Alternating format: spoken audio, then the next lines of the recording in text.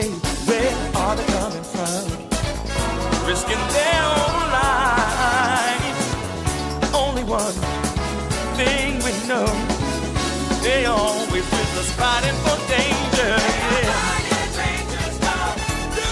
They will never let you down. Don't you lose your hopes now. They will wipe out rage and fire without fear, and they'll light up our future. Don't worry, just believe they will be with you. Ooh. Hey.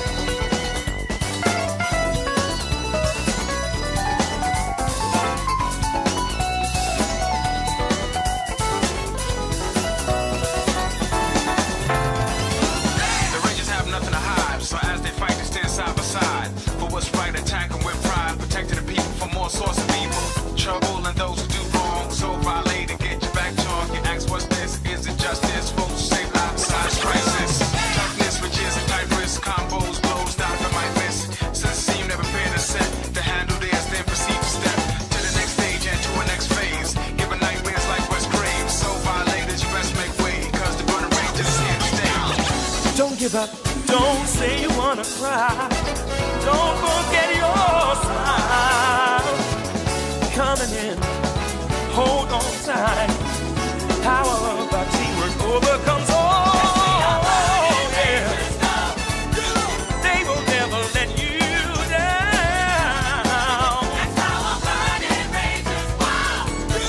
Don't you lose your hopes now. We must be the light of hope for the one counting on us in the darkness. Don't worry, just believe we will be with you. Yeah. Oh.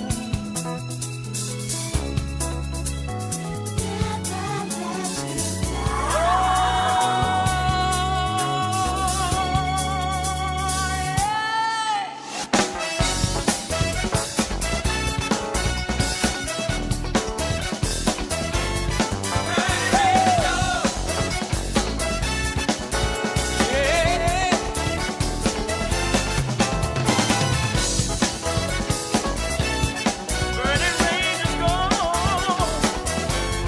Burning Rangers go. They will never let you down.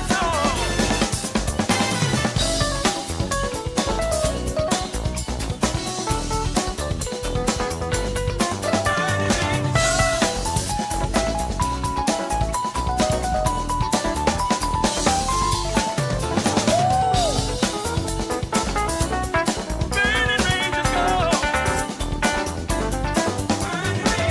They will never let you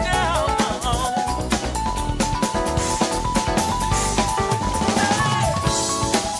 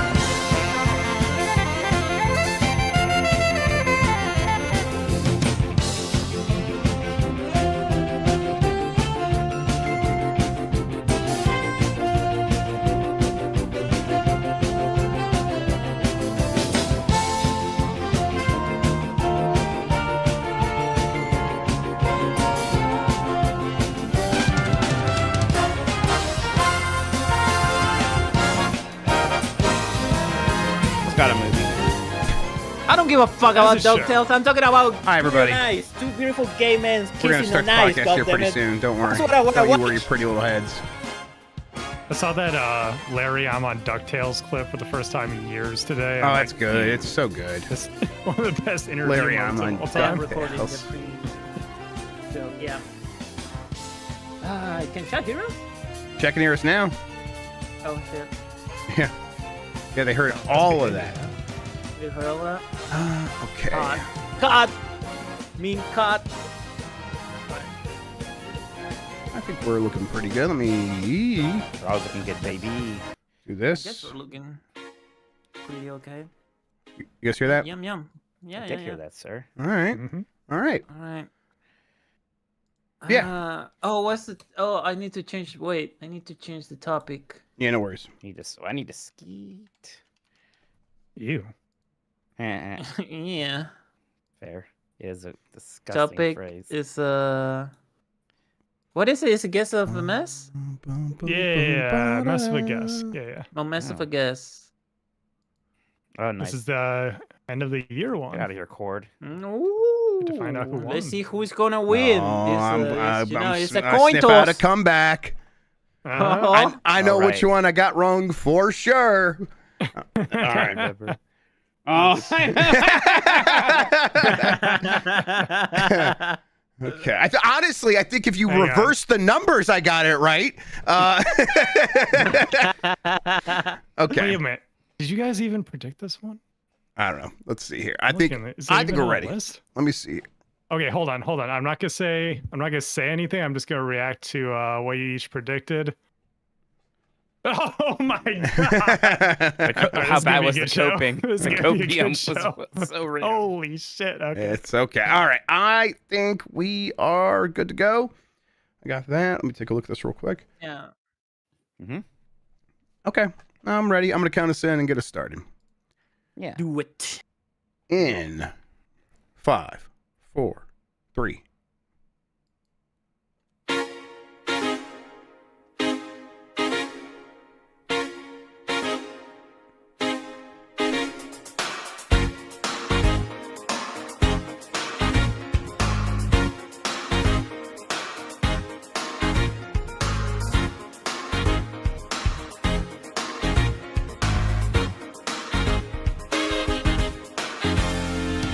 It's the internet. You're busy. Let's do this. Welcome to the Game As Decides podcast. This is the podcast where we decide everything about the world of games so you never have to think for yourself. I'm your host, Jeff Grubb, and with me is Mike Minotti. in today's episode, Leon is back. Echo is back. And Mess of a Guess is back. But first, Mike, how are you doing? I'm good. Like, personally, lots of things are happening that are nice for me, at least in terms of video game things. Yeah, we got things some are Echo breaking stuff. Mikey's way. There's I've been complaining for what feels like a decade, and it Yes. might not be that far off. You actually, were about that leading the Disney, charge. well, it's about that Disney Afternoon Collection Yes. not being on Switch, and I'm Uh-huh. like, where is this thing? And I just gave up. And there's that. Roosevelt closed. They released a Mega Man collection today, so I bought 2 overly expensive shirts, and I'm very excited about it. My Rocket Knight action figure is coming in tomorrow, and I can like swap out parts so it's You battle heard it, damage. everybody. Mike Minotti says 2026 is the best year in the history of America. It's great. No one was mad at me for moving a camera too much or for for getting my European accents mixed up. So yeah, I'm doing great. Yeah, I definitely saw both those news stories happened on the same day. The Echo and the Disney Afternoon Club, and I'm like, I'm gonna call Mike and get him on the show this morning, and just patch him in. And I forgot to do it until the end of the show, and that was too late. But I wish I would have, because it was like, oh yeah, these are just Mikey stories. Both those things. It's like, I know we did the Echo thing together, but you really were Yes. always talking about the Disney Afternoon Club. Why isn't it on Switch? My hope is now that that's happened, Symphony of the Night happens. I know it's completely unrelated, but it's time. Sure. Put Symphony of the Night on Nintendo Switch. At least Switch do. Weird we can't play it on there. Thank you, Mike. I had to get my backpack. This is the best thing I ever got from like one of these companies. Was when this Disney Afternoon collection came out, and they sent me this Disney Afternoon backpack. That's cool. Audio listeners, it's like a backpack with the Disney Afternoon logo. It's got like a Scrooge McDuck keychain and a Baloo pin and a Darkwing Duck pin and all sorts of just good Rescue Rangers, all sorts of good stuff. This is the Oh, it's got the Capcom logo on it. Fantastic. this is the best thing I've ever been sent by a video game PR company. I love this thing. Yeah, I guess Atari must have been like, yeah, we can make that happen now that we own can never remember Digital Eclipse. We will go through and see this thing through. So that was nice to see. I wonder if that especially comes to PC as well. Is it on PC? It's on PC. It's on PC's where you played it. Like That's where you played it. Yes. Yeah, it's been on everything else pretty much. Yeah. I mean, it's great because DuckTales 1 is just like one of the best NES games, and Yes. then DuckTales 2 and Chip and Dale 2 are also both great, and they were both very late NES games. They're very expensive to find, and of course, emulating these things not a problem, but it's nice to have them. Yep. All right. Well, we're going to get on the show, on with the show, I should say. Thank you for joining us, everybody. Give us a good rating wherever you are listening and hit that like button here on YouTube. It helps people find the show. If you want to ask a question to us, you can do so by dropping a super chat during the show. We'll get to all of those before the end of the program. That's through YouTube. Thanks to Carlos Sain, who is Insane in the Rain Music on YouTube for the use of our theme songs. And we are on Spotify, Apple Podcast, and wherever pods are caught. Thank you to the mods. Thank you to Christian for producing. And you can get more from Mike and me and support us by going to patreon.com/GameMess. That gets you access to our Discord server, participation in Q&A sessions, and our game club discussions, early access to new episodes of shows like Columbros, and of course, all of our shows ad-free. Get a discount if you sub by the year. Thank you to everybody who's been signing up recently. It goes a long way toward making sure that we can keep doing this. That's patreon.com/GameMess. Roosevelt's. Yes. Fund his Mega Man Roosevelt shirts. They are very expensive. That's their new tagline. All right, let's see here. Let's get into the news after these messages. All right, you guys good to come right back? Yeah, Yep. I like this new splash thing. Look at that. I know, I enjoy it. I threw a GIF back there. It's fun. All right, fade into black. 5, 4, 3. All right, let's get into it. It's still Game Mess Decides. It's time for Resident Evil Showcase reactions. So let's see here. Thank you, Christian from Argentina, for writing down the news here. Showcase lasted about 12 minutes, where they showed a new gameplay footage for both Grace and Leon. Grace is all about sneaking around, as we already knew. She can craft healing items by extracting samples from enemies. She has a big dumb gun. Requiem? Is it the gun called Requiem? Yeah. It's the gun. The gun is called Requiem, and it has like one That's bullet. dumb, and I like that. It has very limited ammo. Leon is all about that combat. He has a hatchet now. The hatchet is for parrying, although it needs to be sharpened from time to time. That is, I think that is exactly the case. I wonder if the sharpening stones are probably consumable, right? That's probably how that works. Yeah, I mean, well, and like Resident Evil 4 Remake, and I think the base game, like you just had knives that would eventually break. So Right. here, instead of the hatchet like breaking, you have to get a new hatchet. You just got to use an item to sharpen the hatchet every once in a while. So yeah, that makes sense. Because you could probably still use it as a melee weapon, but again, it's going to lose the sharpness. So like in RE4, I often wasn't using the knife as a weapon because I was saving the sharpness for the parries. Yeah, same. Yeah, and that's expected to be pretty similar here for the hatchet. Refined gunplay and melee interactions. They do have. Yeah. Oh yeah, go ahead, please. Yes, let me expand a little bit. They show a lot of, you know how in Resident Evil 4 you can like shoot them in the leg and they go in their knees and you go Yep. close and you like kick them. Now it has like a bunch of like environmental stuff going on. It seems like it because when he was like close to a wall, when you do that, he like stomps the guy against the wall and that type of stuff. It seemed like there's a lot of context-sensitive zombie deaths. Context, yes. It's like Fable 3. Remember that tech Yes, demo? the same. God. I think they're going to have a lot. Like, that's one direction they could take this series is fun interactions between the characters and the enemies and the environments, and really like let that stuff escalate in a fun way if they can all affect one another. It's like a lot of unpredictable emergent zombie deaths could happen. So I'm hopeful for that. Yes, new zombos. Some zombies retain characteristics from when they were alive, meaning they move around following a set pattern. So if you were an NPC who is a doctor in a hospital, you might be doing your rounds still or something like that. I think that's just to like give them a little bit more of a clockwork like behavior so that the character player can interact with them. Yes. Speaking of clockwork, sorry, we're not there yet. No. I'd say it anyways. We're not there yet. You ruined it. Continue down the list. Confirmed 3 difficulty settings: casual for people who want the story experience, standard, it's regular, and then standard classic with the return of ink ribbons. Oh, but it's weird because they said ink ribbons just when you're playing as Grace. So you're playing as Leon, it's still just save whenever you want, I guess. There were ink ribbons in Resident Evil 2, right? They had ink ribbons through like a lot of those early games. So his gameplay, I guess 4 has ink ribbons. Does it really? God, I forgot about it. It 4 does. so. Wow, yeah. Yeah, I think like 5's the first one where they're like, no more of that. But Right. there's something to the ink like in 4 Remake, there are definitely difficulty modes where you didn't have to use the ink ribbons, or you could save as much as you wanted, or something like that. But yeah. Do I get an ink ribbon with my purchase of a Porsche Cayenne, Mike Minotti? You can't start saying Porsche. That lets them win. Porsche is doing a collaboration with Resident Evil. They made a big deal about it. It was like treated like a James Bond sort of collaboration. It's wild. Yeah. Okay. But yeah, 4 had typewriters, but not ink ribbons. But there's some difficulty. That's right. Okay. Some of the difficulty modes, it was to get the best rating, you can only save so much. That's what I'm thinking of. So there was some kind of weird save thing. Yeah. No ink ribbons. And then Hamilton watches are also a big part of this. Yeah. I mean, what that means probably is there's going to be a car in the game and it's a Porsche. And you're going to, like, if the characters need to check the time, I bet the shit says Hamilton. And I bet it's that simple. Yeah. Oh, we saw. And Yeah, you I can think buy we the saw them shit, wearing their by the way. watches, and the stuff's real. You could go buy a Resident Evil Porsche, I guess, and you could buy the 2 Hamilton watches, one for each of them.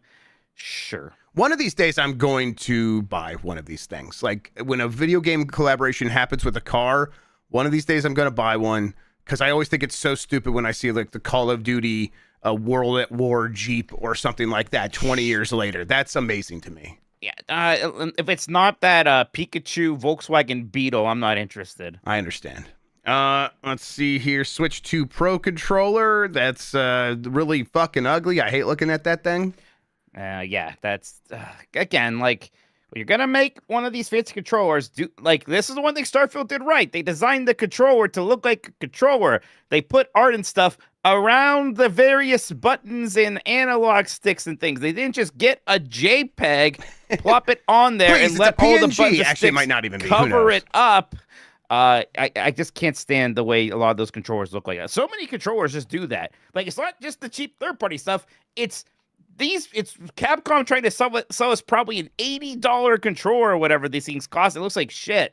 Yeah, I think they're 90. I think the Pro controller is $90. Christ, Yeah, they look terrible. it looks terrible. You're right. But then there's are there figures and separately amiibos? There's no Yes. amiibos. It's just these. There are amiibos. Well, they say the amiibos are coming. Okay. Oh, they are. Huh? There's a Grace is getting her own amiibo. My understanding Okay. is there's going to be a There'll be lot of a amiibo one. this year. There's like that's what Nick over there at Xbox there was telling me on the Christmas episode.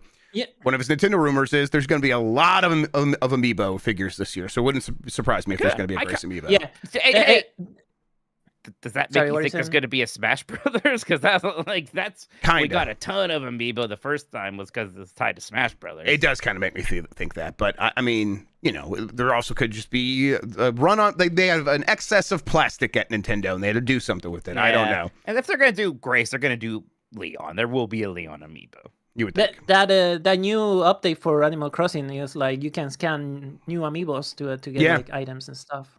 And then Resident Evil 7 and Village are coming out the same day as Requiem for Switch 2. We knew this, but it reminded me that I'm annoyed they're not coming earlier. That we don't get to just play these things now while Yeah. we wait for this game. Yeah, because like I've actually never played through 7, and like I don't know, I might do that on my stream at some point. But I would have liked to have just done it in bed. Especially as old as that game is, that would have run pretty well on a Switch 2, especially. It looks like 8 and 9 are somehow also going to run well in there, but yeah, it's annoying. That's literally the same day. And then everyone's wondering, what is Elpis?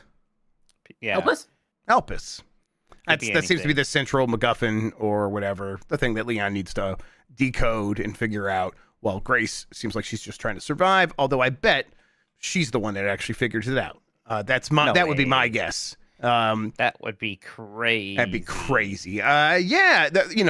They did confirm once again. I think this is something we probably knew, but they made it clear as day here. You're going to be swapping back and forth between the characters. This is not a Chris campaign versus a Jill campaign. This is just straight up one. Well, I mean, they'll probably have other modes or whatever, but the main thing that they're pushing here is you start the game, you play as one character, then the next chapter will be a different character, and they have very different gameplay, but they're going back and forth. And they seem to say like this is about making sure you have cool pacing, and you can build up tension in one side and then release that tension on the Leon side. It's like, yeah, that makes a lot of sense to me. Yeah, release that tension on Leon. Yeah. Yeah, this is them trying to make good on the Resident Evil 6 fiasco thing. I think it's them having learned a lot of lessons since then. Yes, definitely. Yeah, and we saw that like we knew you could do this before. Like, oh, there's first and third person cameras, and that doesn't just apply to Grace. Leon could be first or third person. You can even in the menu specifically set it for like one or the other. You don't have to like switch it back each time you go from one campaign. Right. If you so if you want Grace to be first person and you want Leon to be third person, you could just set it that way. Which sounds standard. Although it will be kind of funny to like be the sicko who reverses it. Right? Like why not? Gosh. Yeah, I mean, I'm down for this. I kind of really like this marriage of the Resident Evil 4 remake stuff with, very Resident Evil 8 looking stuff with with Grace. I think I never liked the whole Ethan Winters thing. This not silent protagonist, just a faceless protagonist for no reason. He's got a name, he's got a voice. We're just not allowed to know what he looks like for some reason. Just look at his hands. His hands are fucked up. Just while they're attached, you can look at those. Yeah. So it's not like wasn't like some big like downer problem with those games or anything, but I'm fine to move beyond Ethan. Yeah, it's exciting to go to these characters, in my opinion. Yeah. It game's out February 27th of this year. This is out in a matter of weeks. Yeah, just like a month and some change. It's definitely the first really big release of the year, and they kind of seem to like have that to themselves. So I think it's safe to assume some big things here. What is interesting is I think we always kind of thought like we were going to see more of this game with like, oh, this is how the game's actually kind of like more open than we thought. And no, like we're still mostly seeing like, okay, here's like a hospital area. Now here's this hotel area. Like you see a city street at one point, but there's like people walking around it. It clearly looks like a prologue sort of thing. Like there's nothing here to make it seem like it's more open than any of the other ones, which I'm frankly a little happy about, but just seemed like from rumors and just the way Capcom has been making a lot of games recently that we were kind of bracing for something a bit more open. I mean, rumors even recently, like those rumors go back a long way, but even like leading up to this event, there were still like, oh yeah, this is where they're going to show off the open stuff. I don't think anyone at this point was still claiming this was going to be an open world game. But people were like, oh, this is where we will see the open zone aspect of it. And no, that wasn't even the case. That does not mean there isn't something like that in the game, but we are past the point where they can make it the focus. Like that is not what this game is. It's not an open game in any way. It might just have a couple of open areas, and that's very different. It'll have a desert connecting them. Yeah. That's where you drive the Porsche. That's where you drive the Porsche, yeah. Drive the Porsche through some green crystals. Let's fucking go. Multiple Echo the Dolphin games officially in development. Sal Romano at Gamatsu had this story. Several new Echo the Dolphin products and games are officially in development. This is a story that like popped up a long time ago. I think this has just kind of reappeared, but everyone got excited about it again. It is weird. I got tagged when I got tagged like 50 times when this happened, which I liked. But part of me was like, this happened a few months ago. Like we knew about it. I think before the guy kind of just tweeted he was doing it. Right. And now it's a bit more official. Yeah. Hey, I wanted to see Echo make some kind of a comeback. I am, to be clear, skeptical it's gonna take. Yes. But I'm glad they're doing it anyways. The studio's relatively new, founded in California. Ed Annunziata? Annunziata is how I'm going to say it. Yes, Ed Annunziata is the guy that worked on those Echo games back in the day. He also did Mr. Bones. He was a Mr. Bones guy. He's back in that. This is his studio, and they're apparently going to remaster the old Echo Genesis games and then make a new game. And I guess, what do you expect that new game to be? I don't expect 3D. I think that's going to be wildly ambitious for the size studio. I want it, but I don't think it will be. I hope that it's, kind of a 2D, more Metroidvania-y for sure, kind of Dolphin game. And maybe you either ease the breath stuff, which I think threw a lot of people off, or you kind of dial that in. a little bit. There have been some sort of swimming Metroidvania games that have been kind of good. I'd like to see that direction. More than anything, I just hope it's pretty. Yeah. Jeff, I get so worried about the idea of this game coming out looking ugly because a big part of Echo's appeal was that it was gorgeous and beautiful. Like, these games kind of need to look like the Ori games to me. I don't want this coming out and looking like one of those sort of cheap 2D games with all these bad looking 3D assets. Like that Yar's Revenge game. Remember that new Yar's Revenge sequel? It cannot look like that. No. This has got to be a pretty game. Yep, that Yars game, surprisingly fun, but looked cheap. It looked very cheap. Man, when you said the breath thing and Metroidvania, it did make me think like there is a way to like make that work for me, and it's SteamWorld Dig 2. You just sort of like continue building up your breath so you can go deeper and deeper eventually, and that like it's kind of run based a little bit, not exactly run based, but that's kind of how SteamWorld Dig 2 worked to an extent. It's like, oh yeah, that would be excellent for Echo, and you get all kinds of other upgrades that enable you to go faster and go further. Yeah, neat. And the tone is so important because like these games took themselves very seriously. Like you would go find a whale and the whale would be like this super old sage, right? There's no jokes or cuteness or anything like that. This is all kind of scary and weird. There's aliens involved. So I'll definitely be curious to see what the remakes look like first. And there's that's exciting too, because there are a lot of rough edges to Dolphin that you can smooth off with some remakes. For as much as I like it, those games are very hard. They kind of have the not enough invisibility frame problem when you get hit that a lot of Western games just had back then. But there's so much about that game that's just neat, and even as a kid stood out to me at a time where everything was, play as this animal with a cute face. Like, just play as a dolphin. Play as a shoot looks dolphin. like a dolphin. Like, just play as a shoot dolphin. So we're getting the first one and Tides of Time. When I don't have nearly as much exposure to Tides of Time, oddly enough, so I'd be really excited for that. Defender of the Future. That's where I'm at. Defender of the Future. That's coming. We talked about that game before. It's been a moment, but it always blows my mind because that game was reviewed so really well when it well. came out for the Dreamcast. Yep. And now, even like people when they talk about the Dreamcast and all the great games for it, don't talk about Echo Defender of the Future. They weren't really talking about it at the time. It was reviewers that liked it. It seemed like, and that was it. just got a completely looked over game. I need to go back and play some more of it. We talked about this Disney Afternoon Collection coming to Switch 2 and Switch. It's got the Chip 'n Dale 2, DuckTales 2, Darkwing Duck, Tailspin. All those games are pretty good. Yeah, a lot of them are great. Yes. Like, Tailspin's the weakest. It's just kind of an okay shmup. Darkwing Duck is basically a Mega Man. Lots of good stuff there. DuckTales and DuckTales 2 are just these fantastic 2D platformers where you have this pogo mechanic.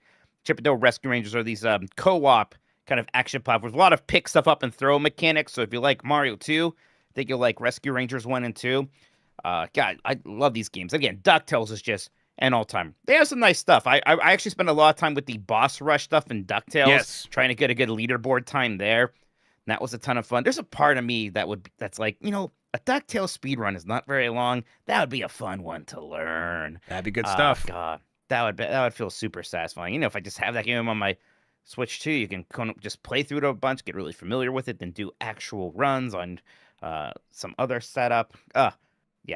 Super excited that this is happening. Love these games. Part of me almost wonders if they can do a thing where they add some other weird stuff to it, because there are some 16-bit games tied to the Disney Afternoon. You guys were talking about Bonkers. There was a Bonkers game made by Konami. Really? That actually kind of plays like their Tiny Toons? Bust Loose Tiny Toons game. Yeah, it has that running mechanic. Okay. There's a much worse Tailspin game for the Genesis that I still want on there anyways. And then there's that very good Capcom-made Goof Troop co-op kind of Zelda-like game where you're fighting a bunch of pirates and one person is Max and one person is Goofy. It's quite separately. They actually remade that Gargoyles game not too long ago too. So there's been a good amount of Disney Afternoon love actually. Yeah, it's I won't be shocked if they start mining the Disney Afternoon stuff here pretty soon for bringing stuff back. I mean, I guess they did a couple of years ago with that DuckTales game, or DuckTales movie or show, I should say. But it just feels like, I don't know. That show's great. That show's awesome. That show is so good. My kids loved it, and I was very happy because I could get into it, and it was amazing. And that show is almost kind of like a celebration of all things Disney Afternoon. Darkwing Duck is in that show. A lot of Tailspin stuff is there. The Rescue Rangers show up for a cameo. There's Gummy Bears references. So like that whole show was just one big happy Disney afternoon love fest, and it was amazing for that. Man, how would you describe the difference between Looney Tunes and Tiny Toon Adventures? Tiny Toon Adventures was more sitcom-like, like it was like more about telling stories as opposed to like these vignettes. Yeah, Tiny Toons actually had continuity, right? Yeah, There's no continuity in Looney Tunes. Like the whole thing was, here are these characters, and they're going to a school, and the teachers are the Looney Tunes. But like they had like established relationships with each other. Like it wasn't some episode where all of a sudden it's just like they are space troopers or something, right? If they do, it's like an imagination thing or whatever. Ooh, I like Tiny Toons. I like the show. I like those games a whole bunch. I've been meaning to go back and play Buster Bust Loose for forever. I'm actually shocked we haven't had a Tiny Toons collection yet, because those games, the two NES ones, which are just like the best Mario 3 ripoffs you'll find on the console. And then, then there's one of that vein on Genesis. And then, Buster Bust Loose. And these are all Konami games. So good. And there's a weird sports game for Genesis also that I've never played. I never played that one either. But yeah, give it to me. I want it. There's that peak quote. It's been kind of saturated. Now I'm not going to do it again, Christian, but I don't know. The $5 is $8. People got hung up on that when we posted our short. It's like, to be fair, it was $7.99, and $7.99 is definitely $5. I could see that. Well, people are arguing like, not are they people like, not to me? Yes, space. You can't fool me. Actually, I'm smarter. Yep, that's it. Cool. And then that same person goes and buys like a fucking 10 games at $8 or one drink from Starbucks, right? To me, $5 is like the upper limit of one drink from Starbucks, and that today is like $9. So yes, that's $5 still. All right, Prince of Persia: Sands of Time remake could be shadow dropped very soon. Did you get a chance to hear this from this morning? I actually caught up to the last 2 episodes of Game This Mornings this afternoon. So yes, I'm all caught up, Jeff. Don't worry. Okay, so this is funny that someone went into the I guess the website for the game, and they data mined it, and they found game release tomorrow.png, and they found that I guess today. And that does line up with an earlier rumor that the game is going to launch January 16th. Now, I don't think we got any announcement today. So if an image goes up that says game release tomorrow, that doesn't make a ton of sense. It could happen anytime, but right now it feels like this is going to be here very soon. I guess. I don't know. I don't feel it in my bones that the Prince of Persia: Sands of Time remake is happening tomorrow, but I know, that doesn't mean much. What do my bones? Nothing really. They know how to create blood, or is that what they do? That's what bones do. Bones is where the blood is stored. That's what we know about marrow. Bones. That's what marrow is. Yeah, that's what marrow is. I guess. I hope it's real, and I hope it's good. This thing has been obviously in troubled development, and Sands of Time is one of the greats. One of the greats that I have not played yet, and I always sort of feel bad about that. I've been meaning to. You've not played Sands of Time? I've played it, but I've not played through it or played like as much of it as I should. So I want to do that, and if the remake is really good, I'd like to do it there. But I'm kind of fully prepared to just go back to the original. We'll see. Love Sands of Time. This was my hey, this is Prince of Persia is great, and then I would check in on the series here or there afterwards. But Sands of Time was always the one for me. It was like in that era, Jeff. We were very tuned into the early online stuff in the magazines. Everyone loved Sands of Time. There was so much respect for that game. Yep. It's what they got me to check it out. Two Thrones? What's that? Not a big fan of the Two Thrones or Warrior Within? No. Not as much. No. I disrespect the Warrior Within. I think that it was...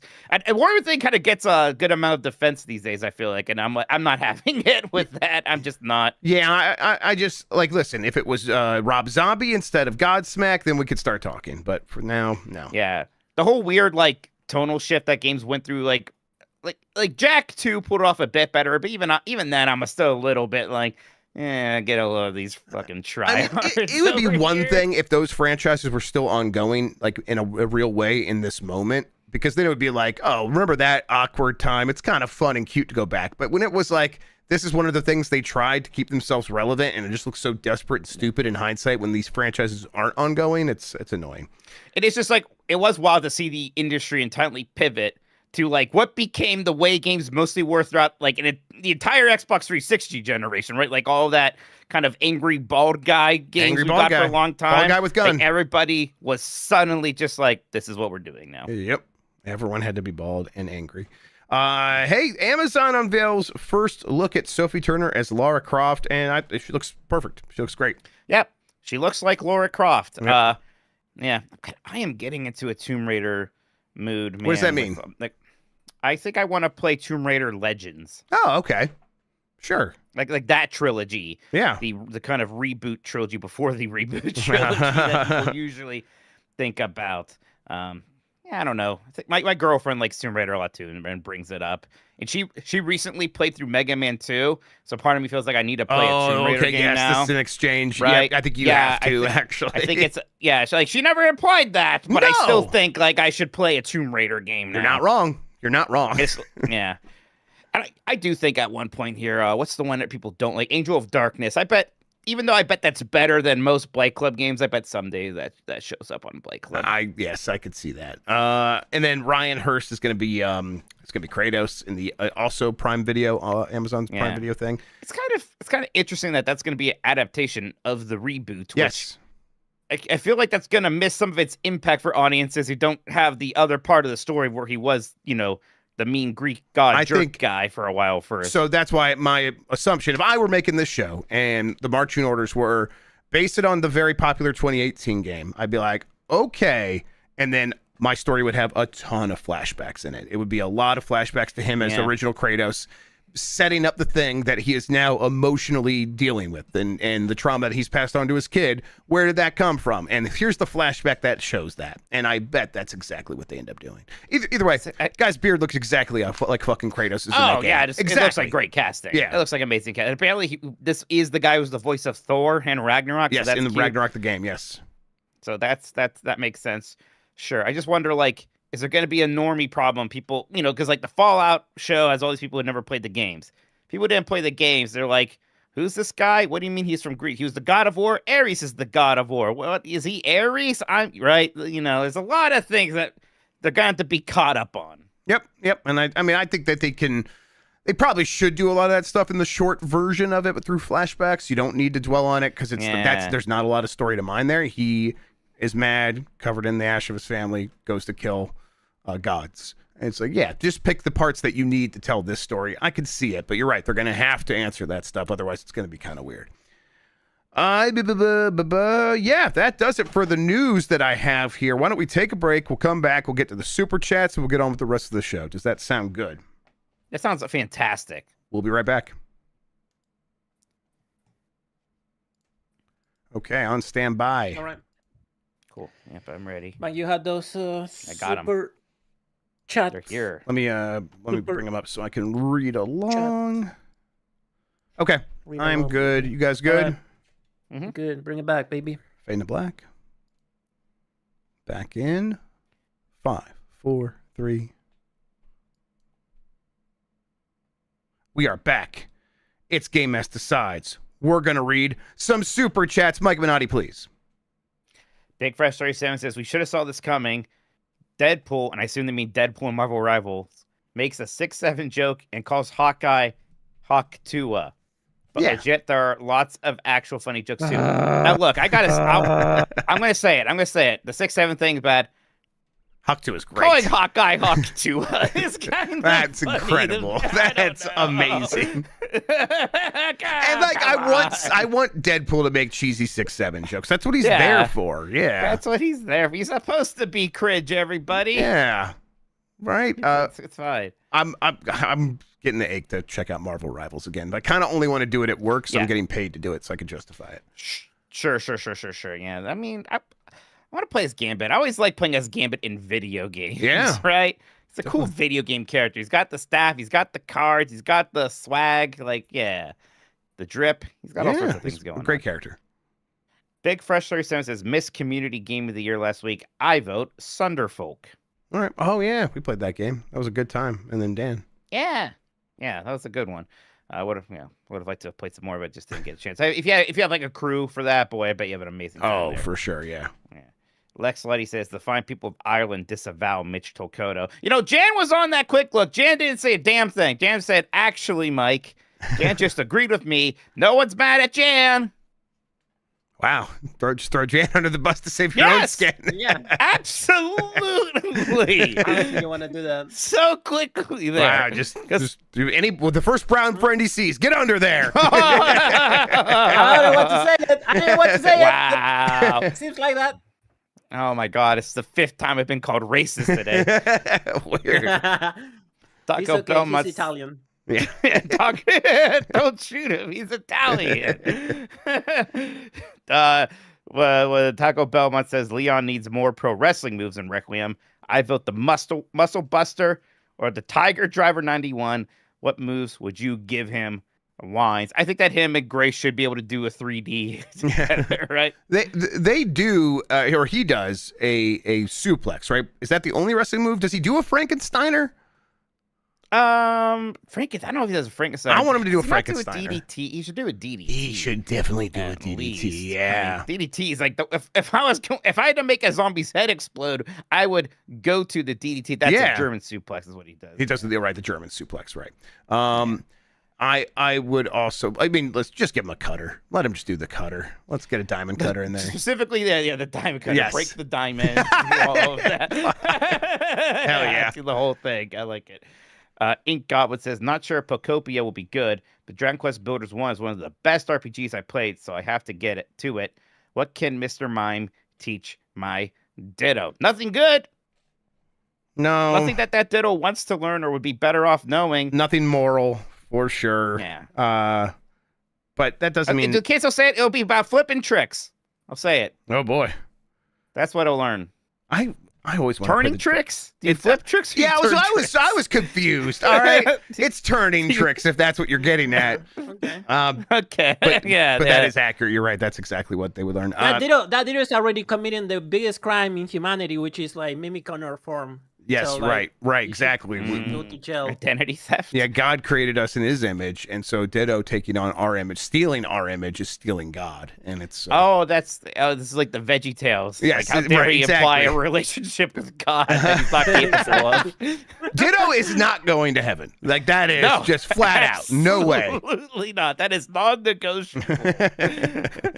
God, I should play Dragon Quest Builders 2. I usually hear more love for 2. I should need to check that game out at some point. People always talk about how great they are. Don't skip the big super chat from Andrew Panton.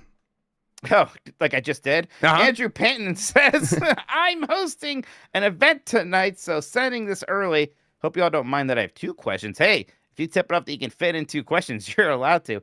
Do you think a company like Analog will ever make a PS1 or OG Xbox? Let's start there, Jeff, because Analog did release that Turbo Graphics with the CD thing. Yep. So they made a CD console. And at that point, I guess it's like, well, why not do a PS1 or be still my heart, a Sega Saturn? Right. I think so. What have they've done N64 and they did the Analog, the Game Boy. I mean, they don't have a lot of ground to go to now. I think they probably do try to do a PS1. The problem is they're a little late to the party just because that Superstation is basically the same thing. And it's better get on Sega Saturn then. So yeah, maybe. I mean, and they've done the Mega Drive, the Mega whatever, NT. the Genesis. Yeah. So why not? That would be cool. Although I do love wonder if they're like, maybe that's something where it's like we try to make one of these open FPGA ones so we can have multiple consoles on one of these devices. I don't know. Maybe. Like, you think, if you just made something that was, this is going to play all your Sega CD, Saturn, and Dreamcast games. Right. Boy, take my money, right? Exactly. That'd be right there. And then next part here is, will the price increase in PC components impact the retro scene? And then they add here, fuck ice. Hell yeah. Okay. Fuck yeah. Yes, right? That's going to impact the retro scene for sure. Shouts out to Andrew, who's got his own podcast, the Regulation Podcast. He's been showing up a lot recently. We fuck with you, man. Thanks for hanging out with us, dude. We really appreciate it. Thank you. Yeah, but yeah, the PC component price increase is going to impact the retro scene for sure, right? Yes. Yes. It's going to affect everything. It's going to be the kind of thing where those devices, these retro devices, use a lot of the components that are off the shelf, and there will be more demand on everything across the board. So yeah, and that market has already been getting hit hard on tariffs and a number of other things. Like the demand has already been tough on them. They are already having an issue sourcing these products. So yeah, it's going to get worse. Things will probably slow down in a big way this year. Maybe not for the Chinese handhelds. The Chinese handhelds always just kind of find a way. But anything that's kind of being designed, like the Superstation, that thing, I'd be so shocked if something similar to that happened. Like the next step of that happened this year. We're probably on these devices that we have for quite some time. Next up is from Zombie Porn. How far can we legally have Jeff Grubb snatched? Like, wouldn't it be funny if Dan just blindfolds Grubb and leaves him in like Memphis? Look, I want you guys to know that in the lead up to the Bombathon, the Grubb snatch was a hotly debated topic to the point where I was finally like, guys, we can't spend any more time talking about Grubb snatch. Yes, and it was my idea. I really just wanted to do some orienteering. That was the whole idea. I'm like, can you please just drop me in a field with a map and a compass, and I got to find my way back? And it just became like, we're going to drive you down the street a little bit. And I'm like, yeah, we looked at it. It was like actually, it turns out there's a lot of private property in dangerous places around there. Yeah, it wasn't going to work the way we wanted to do it originally, and but we did something. It was fun. It was still a good time. Yeah, so no, I don't think we can Grubb snatch him further away. Not where we're in that place. If we were to do it, you have to do it like in an actual like national park or something. Right. Something along those lines. I don't know. It'd be fun if we were in Disney World. There's a lot of distance at Disney World. I could take you somewhere random at Disney World. You wouldn't know where you are. It would be fun to see you find me in a nice, safe environment. That actually is not a bad idea. I would like that. Yeah, good. It's like when Full House goes to Disney World. Grubb snatch Disney World. Someone comes up to me. Did we hear you say Grubb snatch? Can you explain that to us? And then we're banned from Disney. Yeah, I have to make sure you're not actually blindfolded. So I put really dark sunglasses on you because I can't get in trouble. I can't risk being kicked out of Disney. No way. Yeah. I would never do that to you. Lazy Stegosaurus says, Beef and Cheddar Boys live show from the world's largest Arby's in Virginia. When? Give the people what they want. Then there's a steak emoji, a cheese emoji, and a heart emoji. God, where in Virginia is the largest Arby's? Now, is this like the largest Arby's is kind of mathematically or impressively? Right, right. I remember seeing pictures of the largest McDonald's back in the day and thinking that it looked like a utopia, like a place I definitely wanted to be. On the drive when we were moving from Denver to here, we found a McDonald's that was a castle in Indiana. Yeah. And that was cool. And I want it to be something along those lines. I want it to be visually distinct, not just in terms of its scale, but of its size. Or its style. I found this. It's in Colonial Heights, and it is in fact pretty big in there. Gosh. What's Colonial Heights near? Is it like Virginia Beach or something, or what? Washington D.C. Let me see. It is. I'm opening up a map right now. Richmond, Virginia. This is just directing me to my RPs. Actually, I have a friend who's it's in the Richmond area. Okay, I have a friend not that far from there. I might have to send them out on some. Yeah, scope it out for us. Yeah, exactly. Although this picture makes it look like. No, okay. So for a moment there, I was worried that it was just one of many stores inside of this one complex. No, it even has the old Arby's sign. This must be an old ass Arby's. Yeah, Ooh.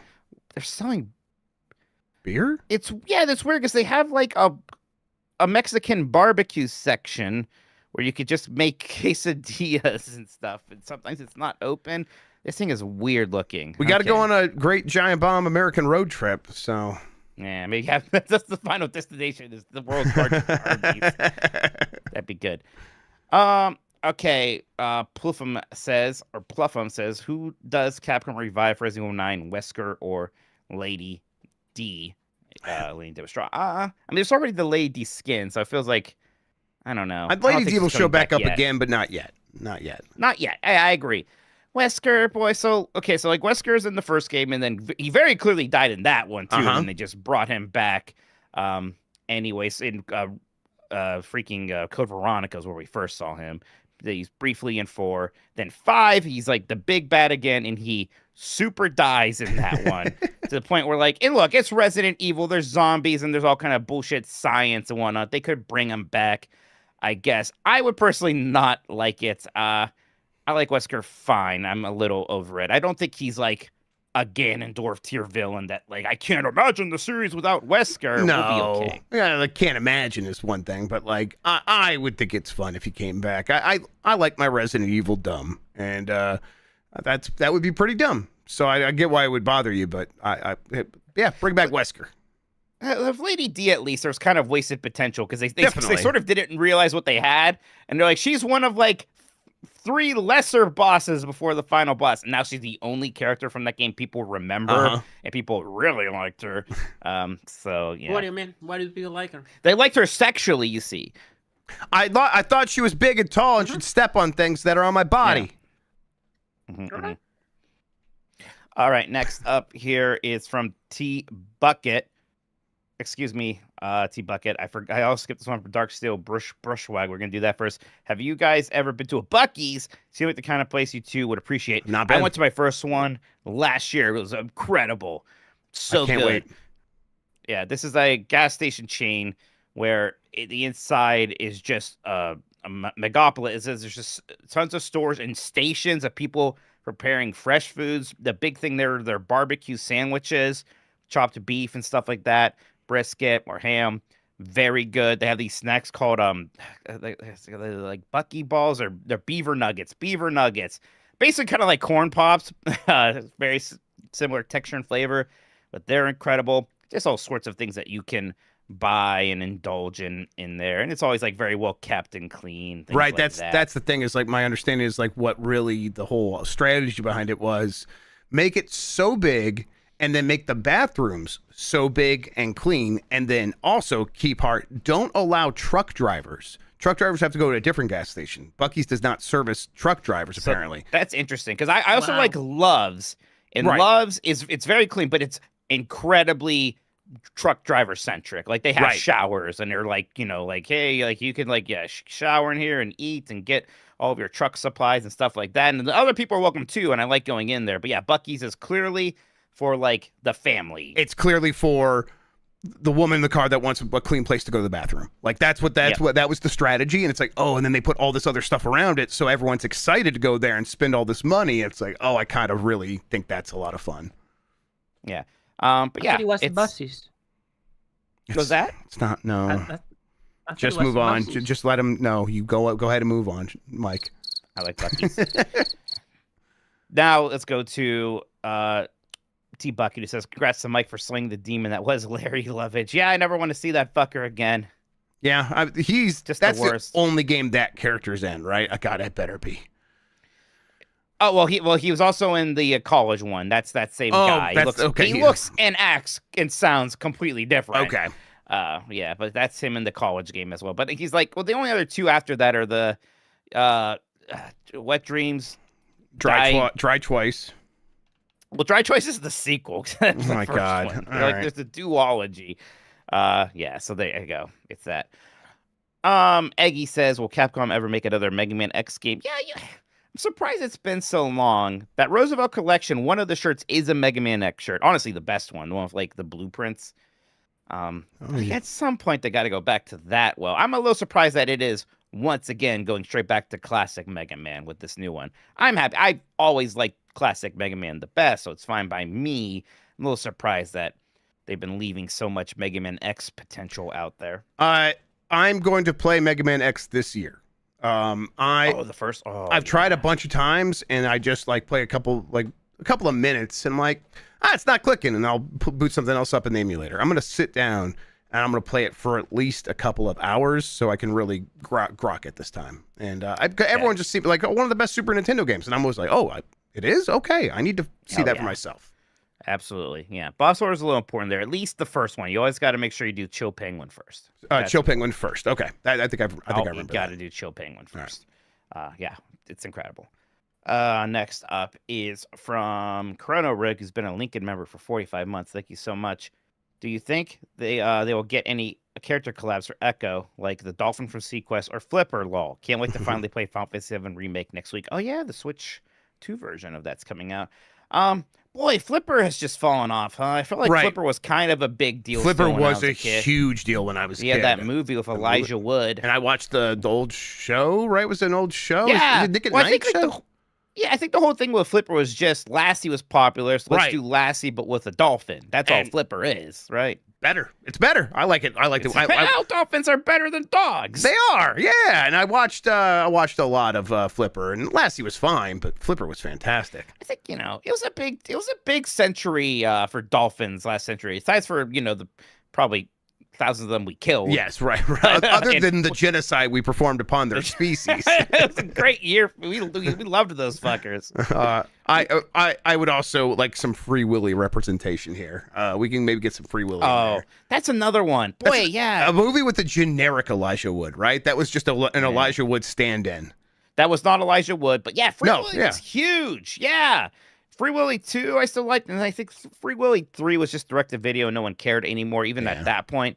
Which is funny, because like Free Willy kind of it was doing the whole anti-SeaWorld thing before that was like popular even. I feel like Before we knew. I learned from before Free we Willy. knew. Like I think at the time people were like, the Shamu likes it there. What is he doing? We fade him. Yeah. That was back when Shamu was literally swimming around a kid pool. You ever see like Shamu's first take? It's not good. It's not good. It's like, and that's what radicalized Shamu. And then now now those fucking fish attack boats when they see it. God. Yeah. I wonder if they'll ever do anything with Flipper or Free Willy again in our lifetimes. I don't know. I probably, but it's I think part of the charm was it's like, look, we're doing this with live animals, and now it's like really hard to film ethically with live animals. Now you just make it with bad CG. And now you most just people make don't bad care CG, anymore, and right? that's like a little bit less charming. Make it with the AI. They're gonna make it with AI. Never mind. I'm back on board. I bet there was animatronics involved in Free Willy for sure. Yeah, there was definitely a robot fucking killer whale that was in, especially the scene where it was in like the truck and they were like hosing it down while they transferred it. Gosh, now I'm thinking about Free Willy a ton. That was I know that's Warner Brothers because I remember going to a Warner Brothers store at a mall in Cleveland. Okay, and it was like a trailer for Free Willy 2 was playing on like the big TV, which back then you just literally had to get like 8 CRTs. Yeah, I know exactly what you're talking about. I could see that perfectly in my head. Yes. Yeah, and I don't know why, but like my mom, like part of my soul is still in that Warner Brothers company store with the Bugs Bunny statue where he's wearing a suit, classy Bugs Bunny. And it's like always like a vault that they make it look like you're going in because it's so exclusive and nice. I haven't watched Free Willy in a long time. I think I might. I'm gonna have to. Free Willy make my film kids in watch 40s Free Willy.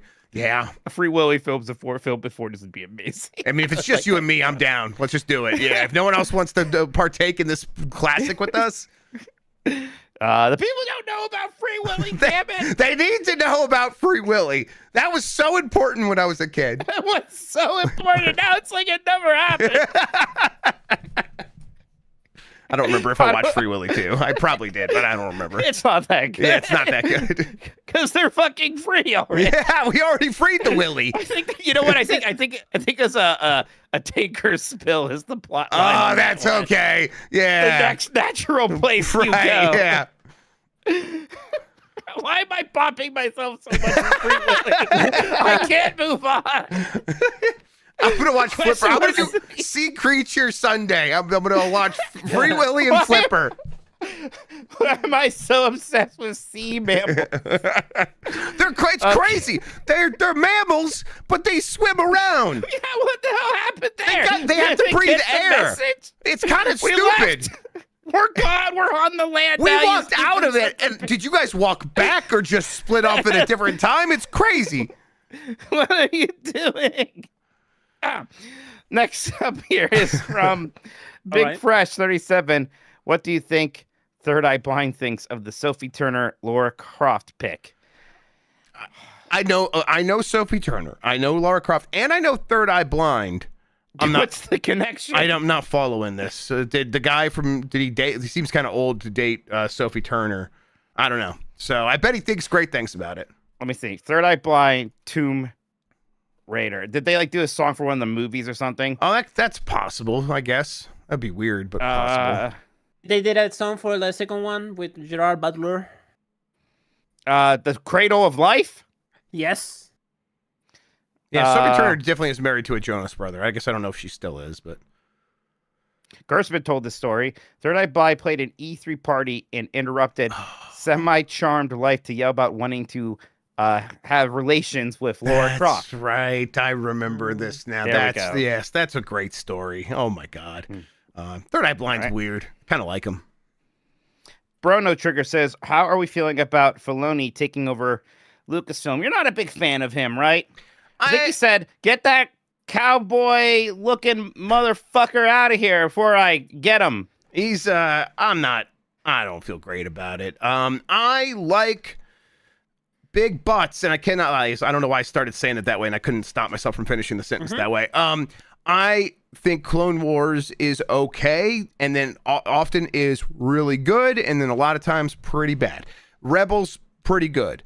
All of his live action stuff has been really questionable, and I'm not excited at all about Mandalorian and Grogu, the fucking movie. What is happening there? You think he's still wearing the hat? He's definitely still wearing that. That's his thing. His whole thing is he's the most guilty of my movie is bashing these characters, these toys together. I have this toy and I have that toy, and I'm going to bash them together, and they're going to look, these two are meeting. Can you believe it? And I think that's a pretty low form of Star Wars. But whatever. I got Andor. Whatever. I'm good for the rest of my life if it's never good again. I don't really have much of an opinion. I don't know. Yeah, that's fine. And it's not gonna be like it's not like it's been great under Kathleen Kennedy. I mean, right, exactly. That's why I'm like, you see, like the weird, like Galaxy's Edge, the theme park stuff, only Disneyland. It's like turning like most of it timeline wise into the original trilogy now instead. Yep. They can't do that. They said they were going to. I saw that video, and they said they were now like doing. It was just like a set timeline, isn't it? Well, that was the original idea, but that was also when the set timeline was the sequel trilogy, when only Episode 7 had come out, and they had a lot of hopes and dreams for how people are going to feel about that thing once it was done. A pretty okay time to like be a Star Wars fan, and it's been kind of terrible since. So yeah, so. It's because this doesn't really impact the rides. Like the Millennium Falcon ride was always getting that. Right, they're updating the Millennium Falcon ride, yeah. They were always doing that to give it Mandalorian stuff. But Rise of Resistance, that whole area is still supposed to be sequel trilogy for now, I think. Because I could very easy. I don't think someday it's gonna be too hard for them to swap out a Kylo Ren robot for a Darth Vader robot. Yep, and those big walkers for an AT-AT. It wouldn't take much. Yeah. It would take like one big refurb, and at some point you got to do a big refurb on that ride anyways. Like, I don't think it's even like, maybe, next 5 years or maybe next 10 years, but I bet someday that's going to happen. Next up is from Dose of Nostalgia. Is Giant Bomb doing a fantasy critic draft this year? Yeah, I think so. Backlar's out tomorrow, so we can't do it this Unprofessional Friday, but I think we want to do it the next Unprofessional Friday. Yeah. We didn't mind putting it off because there's not really any big releases yet that we're missing out on getting to pick up, so should be fine. Should be all of us, and that means like Sean and Chuck. So yeah, the 5 of us and Sean and Chuck.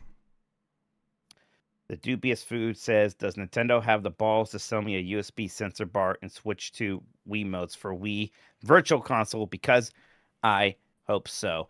I mean, someday there's gonna have to... I mean, I think my opinion on this is, and I bet it's a bad one that Nintendo won't do, but a Wii Mini, and it's just a self-contained Wii, like almost on like an HDMI stick, and you plug that in the back of your TV, and then the rest of the shit just happens on the controller, and yeah, you just kind of, it comes with Wii Sports and a few other games, and that's it. Yeah, I mean, that's what I would almost rather have, like, at least for me, like the number of like games you need on there. Not like, part of me is like, is Nintendo gonna really get all the games I want on there? Are they gonna make sure that Zack and Wiki and Boom Blocks are on there? No. They might make sure that Carnival Games is on there, and even then, maybe not that. It'll just be all their first party stuff, which a lot of it is good. Right. But I don't know. I don't know what I would expect from them there. Instead, just make a thing that they could sell to old people again. They'll do that. Yeah, not for a while yet though. And then that's it. That's it for super chats for now. Thank you all so much. If you want to send in any more, we will read them before the end of the show. Thank you, everyone. All right, we are going to take a break. Then we come back, and it's mess of a guest time. So we'll get all set up for that and be back in just a few moments. All right. Sean, I bet you were streaming this to me? Not yet, just about to now. Oh, but you are going to. Okay, I great. will be. Yes, yeah. thank you. See it. I see it. 1080. We look there dumb. Well, look at our lives. All right, give me a second. Let me get this. Show non-video participants. Oh, Chad can see this. It's gonna be funny, Chad. Don't worry about it. Oh, Sophie Turner is she's separated. I guess so. Yeah, Someone said they're apparently. famously divorced. Famously divorced. I didn't There's realize. yeah. It's my You have to time be- to change. You have to be pretty famously divorced for me to know about it. Yes, you have to be like excruciatingly divorced. Yeah, right. Let me slide on her DMs. You have to be like Princess Diana. She got divorced. The new level of divorce. Like that's how divorced you better be.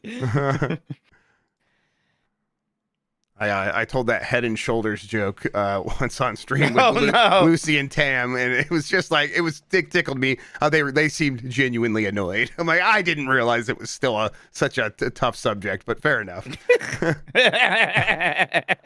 All right, got that. All right. Oh, hang on, let me just grab this. Game. Grab that. Grab the other one. Grab the thingy on the thingy on the other one. Grab the thingy Grab- on the thingy. Twist it around. Like slap it. Right? Tap it. Click it. Okay.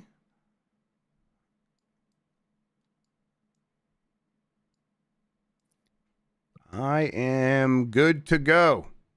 Oh, wait, hang on. Nope, it's covering our faces. It'll be just 1 second. Okay, now I'm good to go. I'm going to fade us to black. Do it. Back in 5, 4, 3. We're back. More decides. Jeff Grubb, Mike Minotti. We got Turbo Sean helping us out with a mess of a guest. Sean, take it away. That's right. Like you said, Jeff, it is back. Our friend, the Uncharted Wolf. Thank you, puts Wolf. this together for us every quarter. Thanks again, Wolf, for putting together the 2025 Q4 results, and that means the 2025 results as a year. We're finally getting a winner, and now we do a yearly winners for this little game we do here. And after that, we will do 2026 predictions for the first quarter. So, without further ado, let me run down the rules for everyone because it's been a little while. So, the game mess, both the boys here and the community, we're given a list of 17 different games coming out in the fourth quarter 2025. You have to predict their OpenCritic score. Your score, the points you get, is determined, its score is determined by a top critic average on OpenCritic. And then your score, your points, is whoever gets closest to the final score, you got 1 point. If you get the score exactly right, you get 2 points. And if you didn't think a game would come out by the end of the fourth quarter, you'd say, will not release to get the double points. Also, no more playing Hades 2 during Mess with Guest Mike. It makes Wolf sad, frowny Is that face. a thing I did? I don't ever. What's Last your time I- problem? You're defending Chris, yourself. you're the one who played games Just during apologize for your Last time I used to thing do you that- do. The last was time I your- did that was when the show was new and I would still play World of Warcraft during it. That's a while ago. Hear me though. out. No. All right, hear me out. Listen to me. You were doing the stream on Giant Bomb when Hades 2 came out when we did the Yes. other other one. That's what happened. Oh, with when the I double was stream. doing that. Well, Yes. that was work. To make it streaming. clear, I don't care that you did that, Mike. Wow, he doesn't care about the frowny face. Anyway, let's get into the results here. So Jeff went first here in game number 1. It was Battlefield 6. Jeff, you predicted 85. Mike predicted 84. Mike was good to go under there because it came out to 83. So nicely done, Mike. Get a point there. I'll make it up on Metroid Prime 4, I'm sure. In the community, shout outs to Wiesman, Rob Foster, Johnny Boy, and Luis Garcia, who all got exactly right. And as always, I will shout out the community winners if there's only a handful, but there's a lot of them for any particular reason. I will just summarize instead. All right. Game number 2 was Little Nightmares 3. Mike going first here because we do a snake style prediction. Mike predicted 83. Jeff predicted 82. And Jeff got this one because it came out to 71. We blew it. This one, Congrats, I Jeff. had a pretty good idea that this one was going to be under, so I was very happy it went high on this one. Yeah, I think I just had no idea about this series. It was a different developer, and I'm like, I bet And I went under. That was an easy Yeah, I one. went Thank too you. high. Yeah, I remember when we did our fantasy crick at Giant Bomb for this, or for the year, and I counterpicked this one. I was a little worried, and Tam made me breathe a sigh of relief because when he told me about the development stuff, I was like, "Oh crap, this one might be real better." Then okay, and then shout outs to Chaz in the community who got the point there. Game number 3, Pokemon Legends ZA. Jeff, you said 83. Mike was a little more optimistic with 84. It did land just a little bit lower than that. It was at 79. So Jeff, you get the point there. Did we use any of our research on this to see what Pokemon Legends the first one did? I can't remember if that's what we did here. That sounds right. I feel sounds like right. you looked up what Arceus got. I think I did. Yeah. Yeah, because Arceus was a very divisive game. Mm-hmm. This is BS. This game should have done better than a 79. Yep. Not that much better, but a little better. I probably should have still lost, to be clear, but a 79, come on. Uh-huh. I think people were still feeling a little burned after Scarlet and Violet, so they were being more critical of Pokemon, even though DA, it's a good game. Wolf thinks I game did number research that one real quick. Sorry, yeah. Okay, sounds right. Game number 4 was Keeper. Mike went first. You predicted 83, and then Jeff took the over with 84. It was 81. So Mike gets the point there. Then Dirachi, Low Rule, and Luis Garcia got a point in the community for getting exactly right. Yeah, I mean, God, that seems about right. Honestly, if you had told me that this game ended up in the 70s, it just didn't seem like it got talked about a whole lot. I feel the opposite. I feel like every time I hear really? anyone talk about this, it's this is one of the best games, and I'm just like, I didn't get it when I played it. I need to play it again, I guess. This one seemed a little quiet to me, but I'll take the point. Hooray. Game number 5, Ninja Gaiden 4. Jeff went first, saying 84. Mike decided to not do the 1 point thing this time and went with 86. Ironically, it was 2 points in the opposite direction, Mike. It was 82. So Jeff gets the point there, and then Dirachi and Villain Mac both got exactly right. Here's what I'm learning. We get yelled at a lot when we just kind of guess right around 80, but boy, do a lot of games come in right around 80. Yeah. It's kind of have all of them been right around there so far? It feels like except for Little Nightmares 3. Right, was okay. in the 70s, so yeah. It's a running theme of modern games media because a lot of games are very good to great. So yeah, they do land in the upper 70s to lower 80s. It checks out. Makes sense. I don't blame you. Game number 6 was Jurassic World Evolution 3. Mike went first with 79. Jeff was less optimistic at 78, but he should have been more optimistic. It was 84. So congrats, Mike, for getting a point, and congrats to Like a Dylan, Ska Luigi, and Mitchie Poo for getting points there. Here's a game with a really good average critic score that I feel like no one talked about this year. I haven't even tried this one out myself yet. I did pick it up on my fantasy critic, and it helped me there. I'll think someday I'll have to go back to this and check it out because I liked the first Jurassic World Evolution. I never even got to the second one and was surprised they're even making a third one. Yeah, I really regret going under on this one. I think this is one where I just assumed it was going to be another one where it's like, this one's going to have diminishing returns. It's like, oh no, they actually just refined it. What type of game is this? Is this the one that's like a park sim? Yeah, park simulation, Yes. heavy on the simulation. You are breeding dinosaurs, and you have to worry about the safety protocols of everything, stuff like that. It's cool. Interesting. And it's Frontier Development, the people who make Planet Coaster. Gotcha. Game number 7, Vampire the Masquerade Bloodlines 2. Anything could have happened on this one. Jeff, you went first with 70. Mike went over with 71.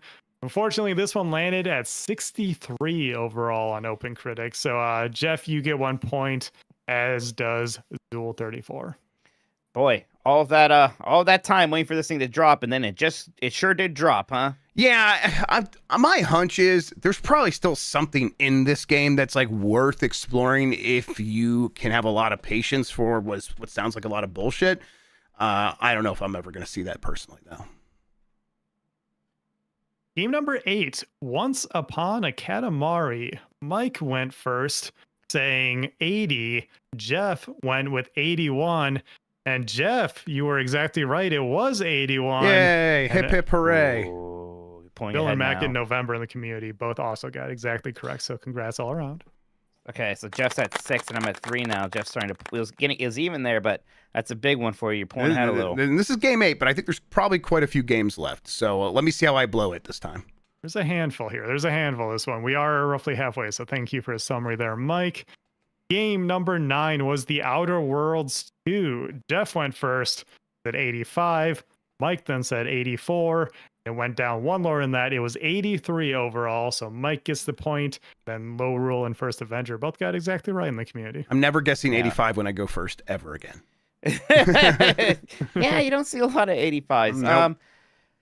Okay, man, it's so close to just being there, right on the money there. Gosh, yeah, but like this and Avowed, they both will receive just a little bit less than I would have expected, just a smidge less. Yep, yeah, I think this is one that's is going to be due for a really fast reappraisal. I think people are going to come back around to this one, mostly just because it feels like barely anyone even played it.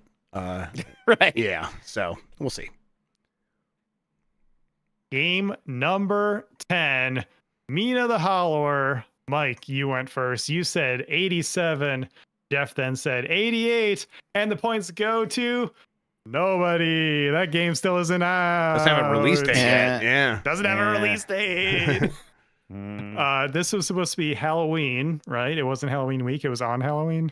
Yeah, I think that's right. Yeah. They said Halloween. Yeah. And we have no idea where it went, which is very bizarre. I think at first they were like, it's still coming out this year. And then that clearly didn't happen. Yeah, then it's indefinite delay. 2 years in a row I had this in my fancy critic and it just didn't come out. Last time I was like, well, surely it'll come out this year. Let's see if I burn myself again. Really good job by Tommy Pencil saying this game wouldn't come out though. That's really good. I praise him. I wanted to point this out. Well, knows Tommy Pencil's said would not release, so he gets the point. But also Tommy Pencil's strategy is he says every game won't release every single quarter. Yeah. Sometimes the blind squirrel gets the nuts. Do not praise him. I gotta love that. Okay. Game number 11, Terminator 2D, No Fate. Jeff, you went first with 76. Mike then did the 2-point thing there with 78. Well, it was right at 76. So congrats to Jeff and also in the community. Matt Rare Monkey, Screaming Madden, and Shrimp all predicted 76 as well. If you would have asked me if I said this was going to get a 76, I'd be like, no way. I would have been like an 80, 82, something like that. I don't know where that came from. Pure luck. It was smart. Yeah, it seems like this game just was like fun, but not very substantial. So, yeah, this 76 is one is probably that right. Makes me scratch my head a little bit. It does seem like a lot of the criticism is like it's short, like those old Genesis games. I'm like, supposed to be one of those old Genesis games. I think it's the price. I think kind of threw people off against that. But I know I still think that's a weird one because like, all right, I'll play it when it's $10, yes, whatever. But I get factoring that into the reviews. I do. I need to play this game because I've heard a lot of good things at this point. It looks great. Yeah, it looks really good. Looks fun. Yeah. Game number 12, Hyrule Warriors: Age of Imprisonment. Mike went first here. You said 79. Jeff then said 80. And Mike, congratulations. You got this one right on the nose. It was 79. You get the 2 points.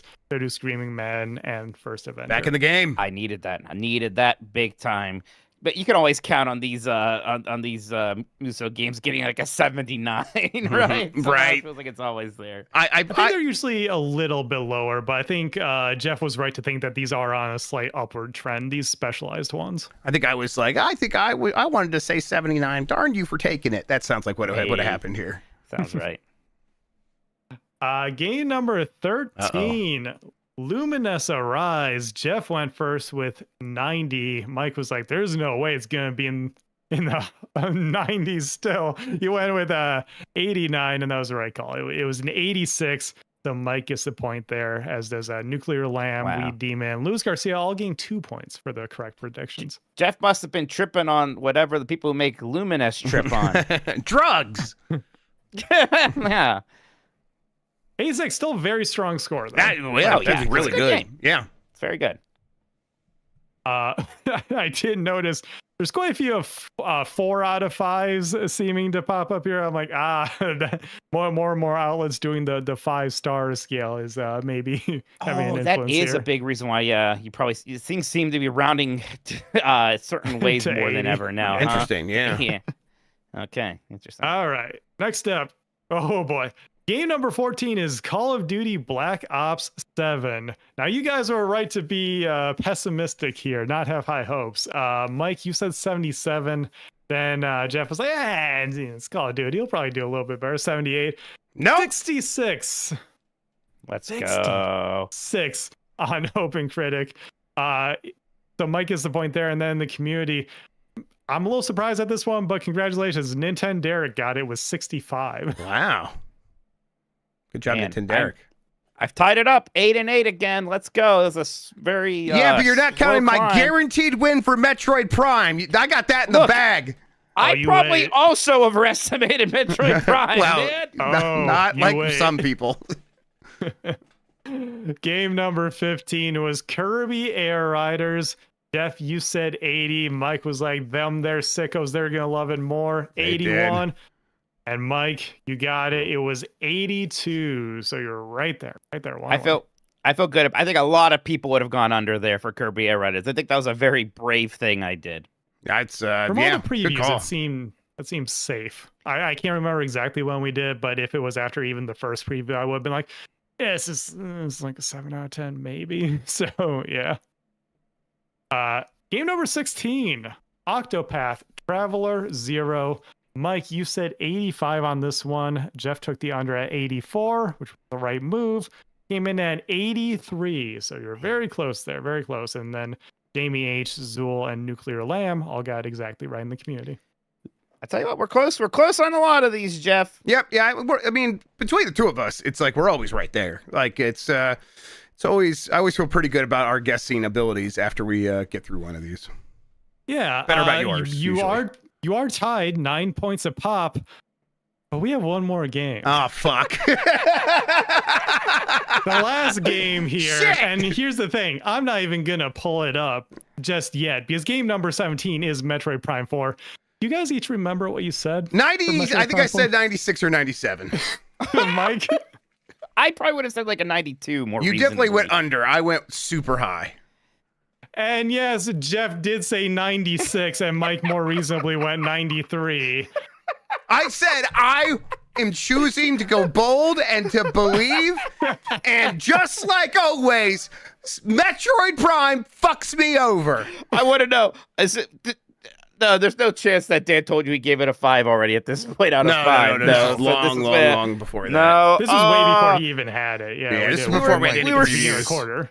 we were kids back then. Yeah, man. we were so innocent. We just didn't know our asshole from a rat hole. Everyone pointed out, Jeff, that's like the score of the first one, guy. You I think they're know. gonna, like, I one was up themselves? choosing to believe in love. Sue me. Oh my goodness. Yeah, very like. Look, I know I said I said Arceus was a bit of a divisive game earlier in the show. I meant like divisive as in like 7s and 8s. No, this one was all over the Yes. goddamn place. Yeah. There was like it's so interesting, you know, because it's like there's huge outliers with this game on either side, but a lot of the scores did actually just land at an 8. Everyone's like, yeah, it's pretty good. It's not as good as the other ones, but it's pretty good. So it did land at an 81, if I didn't say that yet. The funny thing is that Jeff and I both think this 81 is them kind of getting away with something. A little bit. Uh-huh. We really think they're lucky for it. God. In the community, Sandpest was the closest with 85. Almost everyone else predicted in the 90s. Man, wow, we were. Just so people know, on Metacritic, we use OpenCritic. On Metacritic, this game has a 78. Not that much lower. Not that much of a difference. Yeah, it's but just, man, okay. that's seeing a 78 for this. It's that is, I think, lower than Metroid Prime Pinball, rightfully so. Metroid Pinball rule. Yeah, I think Metroid Prime Pinball Well, is like yeah, that's just 79. incredible video game, Yep. so that's fair. Yep. Alrighty, well, the final tally is here then Oh, for the this year. doesn't seem necessary. It's about the journey, No, not the Jeff, destination. come on. We changed the rules like you requested after I won That last doesn't year. sound Specifically familiar. requested this. This is After tallying. libel, I think. Libel right here. After tallying all the points for each quarter, the final score for a mess of a guess, the winner for 2025 season is Mike Minotti. Boo! Boo! So this is Mega Man showing up as the GIF here. Oh, Audio look at that listeners, score. I'll be Congratulations. real. 44-21 in Mike's favor. Wasn't particularly close. Yeah, No. 44-21. I think, God, hang on. Let me think of some new rule changes for next year. Give me a second. Well, before you do that, we do have the quarterly results here, just in case you wanted to take a look at them. And you you did lose every quarter, Jeff. Yeah, You but it's got all about better as the improving. year went on. Yeah, Got exactly. better. Yeah, that last one was close. I thought it was losing for a bit Uh-huh. there. Man. This does mean that the 2023 winner was Jeff. 2024 was Mike. The tiebreaker, 2025, Ooh. Mike Minati. That means you're ahead 2-1. Congratulations, Mike. I like these legacy scores. Yeah. This is good. This is good. Thanks for Hell doing yeah. that, Wolf. Congratulations, Mike Minotti. Good job. Thank you very much. It was a good game. And Thank you, then Wolf, and as- thank you, Sean. Thank you. As always, I am scrolling through the community results here on the video version, and so you can take a look how you did. And Wolf notes if you participated, but you didn't see your name in that, then unfortunately you did not get any points. Thanks for playing. But shout outs to Luis Garcia, who won this one. Congratulations. Nice. Well done, Lewis. Good job, Lewis. Wolf also has a fun stat. This makes Lewis and Screaming Madden the only two-time winners of Mess of a Guess. And he notes that he forgot to celebrate Screaming Madden's accomplishment last quarter because we still do quarterly for the community. So congratulations to Screaming Madden and That's wild. this quarter, Luis Garcia. So, gentlemen, you ready for predicting some quarter one? Not That's- really, Oh. but I think we have to. So, yeah. All right, as always, you will predict the Open Critic score. This time we have 15 games. The deadline for community submissions is when the first game gets reviews. Wolf, I'll do my best to put that thread up right away. Jeff Grubb, you have your Jeff Grubb research clause. Correct. And choose to do research for one game you're choosing. Each of you get to do this once. If you don't think a game releases in the quarter, you can say will not release to get the double points. Jeff goes first. Because Wolf believes this is your year. He's an unbiased judge. Oh, you BT does. fucking It's because I fool. played. It's because I played Hades 2 during it last time. All righty. Game number one, gentlemen. We have High Guard. High Guard, Jeff. Okay. I kind of want to be like it's not going to come out because we haven't heard That's what I anything. kind of want to say too. Is it out like next week?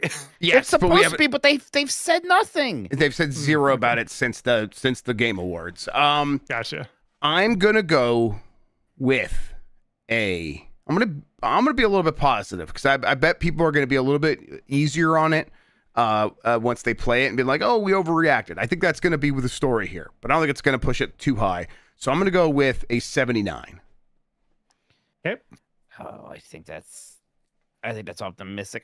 Part of me wants to be like, it's just not coming out this year. I don't really know what the benefit Quarter is of this quarter, like so it yeah, doesn't this quarter. have to be Excuse me, year. this quarter. I don't really know what the benefit is of that when I could just go lower than Jeff.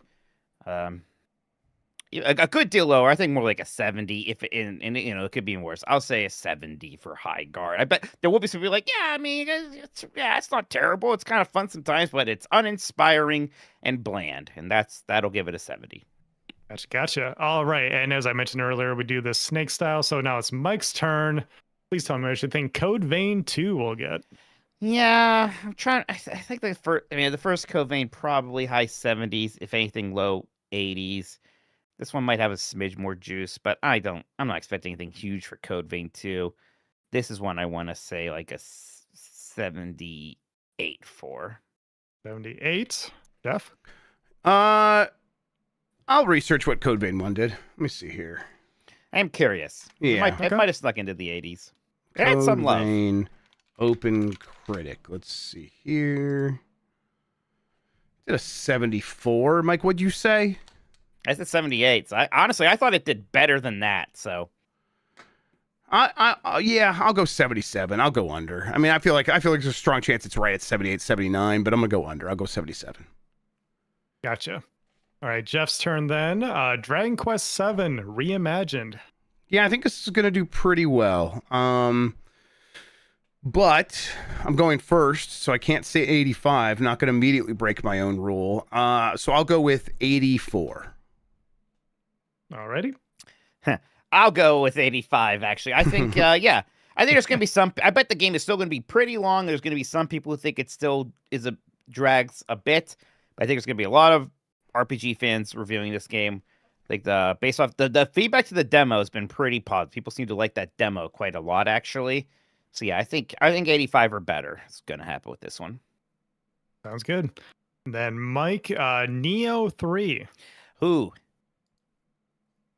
Part of me wants to look up Neo, but I don't know. I want to say an 83 for Neo 3. I have to imagine these are usually like low 80 games. People like them a lot, but they are certainly never celebrated nearly as much as like an actual From Software game or, a Sekiro or anything like that. So, I'll go 83 on Neo. Got it. Are these the Team Ninja ones? Okay. We get to ask questions. No, we can't. I'm asking the universe. I'm asking my own brain. I think they are, and I'll take the over. I'll go 84. I'm not gonna go that much over. I think again, I'm afraid of 85 now for some reason. These are the Team Ninja. This is the Stranger of Paradise Final Fantasy Origins. Oh, then never mind. 96 again. All right, game number 5. Romeo is a dead man, Jeff. Okay, I will go with a 76. Man, interesting. I say the same thing. Yeah, I know like some people do. I think like Bacalor really like this. I'll tell you what. When I look at this game, I don't like the way a lot of Suda's games look. I don't know. No More Heroes 3 didn't do much either. 76. I want to go low. I'm going to say 75. Because I already did my guess. I tried to see what No More Heroes 3 did. Let me actually finish this search. Yeah, I'm curious. I bet it's like I'm a curious 70. too. Yeah. 76. Okay. I feel good about Right that. around there. Okay. Game number 6, Mario Tennis Fever. Gosh. Like, I wonder if looking at Mario Tennis Aces would even help much. I have no idea if that would help. Yeah. Yeah, because presumably they're trying to do better. I just don't know how. I just don't know how much they can deliver with a Mario Tennis game anymore. It'll be good, but it can't be. I'm not worried about high 80s, right? I'm not even worried about mid 80s. The question is it sort of disappointing again? And in the 70s, like I imagine Aces is, but who knows? Maybe even that still, just for the virtue of Mario, got to hang around the low 80s. I'm gonna say an 82 for Mario Tennis Fever. Got it. I think it's like, and a lot of it will just come down to the modes and sort of the structure of the game. It's hard to tell from that trailer, which I thought the game looked pretty good, but I thought that about Aces too. And I like the gameplay of Aces, but I'm trying to remember. I think you're right about the last game probably not breaking into the 80s. So I'll go with an 80 flat. Okay. Got it. All right. Next up, Reanimal, Jeff. Oh God! If a day passes where I don't think about Reanimal, oh man, God, who would have loved to have their research clause right now? I have no idea what this is. I'm gonna go with the 77. Yeah. I think this is, maybe it's just because this picture looks like it, but I think this is like a Limbo-esque thing here. Might be imagining that. I'll go. What did Jeff say? Sorry? 77. I'll go 79. 79. Okay, so this is the new game from the original Little Nightmares developers. Oh, okay. Well, shit. Right. Anywho, game number 8, High on Life 2, Mike. Oh God, that's so weird. Cause like, so is this game not going to be as Rick and Morty-y now? Cause like, Squanch Studios was started by that guy, and I assume he's not even involved with that anymore because he got canceled.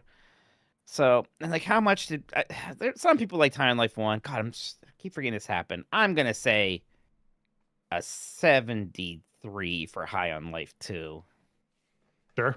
Oh, that's good, Mike. Oh man, that's tough. Over under there is so hard, actually. Jeez. I'm gonna be super negative. I'll go under. I'll go 72.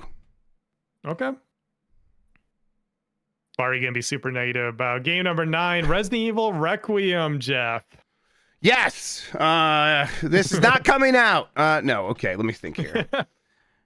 Resident Evil Requiem is gonna do pretty well. Does it? I'm gonna go 86. No, hang on. I'm sorry. Let me.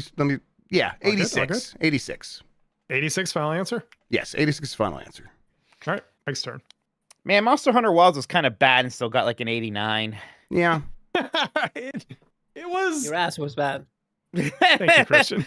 And like this one's not going to have some of the concerns of performance because it doesn't look like it's going to be that open. So I bet this game actually runs really well. 80, you said 86, Jeff? Yep. I think these recent games have done high 80s. I think Village is kind of like 87-ish, maybe even 86. I could see think this will be a bit more of a crowd pleaser. I'll say, yeah, I think 88 was better for this one for me. Maybe Gotcha. 89. Next up, Game 10, Pokemon Pokopia. Mikey going Cool. first. Am I allowed to ask how many more games there are to know when I should use my research clause? I don't know what I would research here, but just curious. It's I don't know, what okay do you if it's guys a think? risk thing. It could be a risk thing. I That's think fine. it's more interesting if it's a risk thing. That's fine. Okay. God, this is hard. This could be all over the place. Yeah, right. That's like your question. Like, what would you even research? No idea. Yeah. Like some of the spinoffs, they're all so different. Some people are really optimistic for this one. I wonder how much there's gonna be. I feel like there's gonna be people who want this to be Stardew Valley, it's not that, and the people who want this to be Animal Crossing, and it's not gonna be that, and they're gonna be a bit frustrated. I'm gonna say a 76. Okay, now before you lock in your answer, you were told at the beginning how many games there are. There's 15 games. So I just don't want anybody accusing me of unfairness. You were told there's That's fine. 15, so That's I'll all good. remind you that there's Thank 15. you.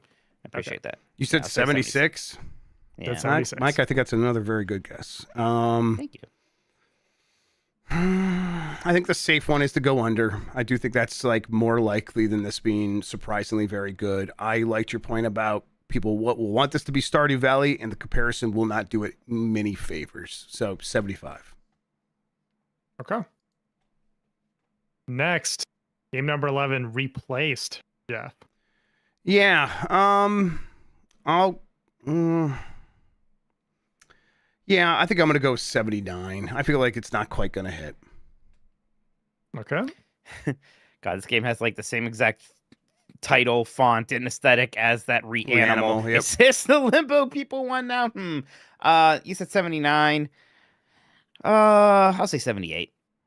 Okay. This is that Do like. either of you guys know what this game is? I do know what this is. Yeah, this I vaguely remember it. Okay. What like is the this? cyberpunk 2D like hyper pixel art stylized Yeah. game that Yeah. from years This and is years the game ago. where, remember The Last Night, which was like Last the Night! same thing, and I was super excited for it. And then it went away. Then we got replaced, and now I'm like, wait, did they just change the name of that other game? Nope, just a different game that looks like the same style and everything like that. Just a different one. I don't know. I'm kind of looking forward to this. Fun thing about this game is me looking at this list and going, oh shit, Replaced has a release date? Hell yeah. So, Yeah, look at looking that. forward to this one. Let's see. Next up, game number 12, John Carpenter's Toxic Commando. Mikey. Oh Mhm. boy. Okay. I'm gonna look. Is this another like bad Left 4 Dead style thing? Oh, jeez. I'm gonna say a 71. Sorry, John Carpenter. I think that might be generous. I don't know. Sorry, John Carpenter. Wow. I know you listen. He might listen, actually. You said 71. Mm-hmm. Yeah, it definitely rings of one of those ones. It's like has the name attached to it, tries to be too much, doesn't quite make. You know, what is that Payday ripoff? The Oh, come on, all the Rockay celebrities City. in it? Yeah, Rockay City. Rockay City. It has yeah. Rockay City vibes, but No, that's not good. I think I'm gonna give this one some hope and go 72. And hope I could see it like squeaking into the 70s. 72. Got it. Then we have Crimson Desert, Jeff. Yeah. Do not God. confuse with Black Desert. No, very Different different. desert. Yeah, this is a different desert, but this is related to another game that I can't remember what it is. Black Desert. Okay, well, thank you. You're not supposed to help me though. Not to be clear that would help me. It does not help me in any way, shape, Help or you form. in any way, That's the shape, most form. Christian could have possibly said and had done nothing for Jeff. Yes. I'm I'll go with I'm going to say an 80. I think this thing's going to be good. Okay.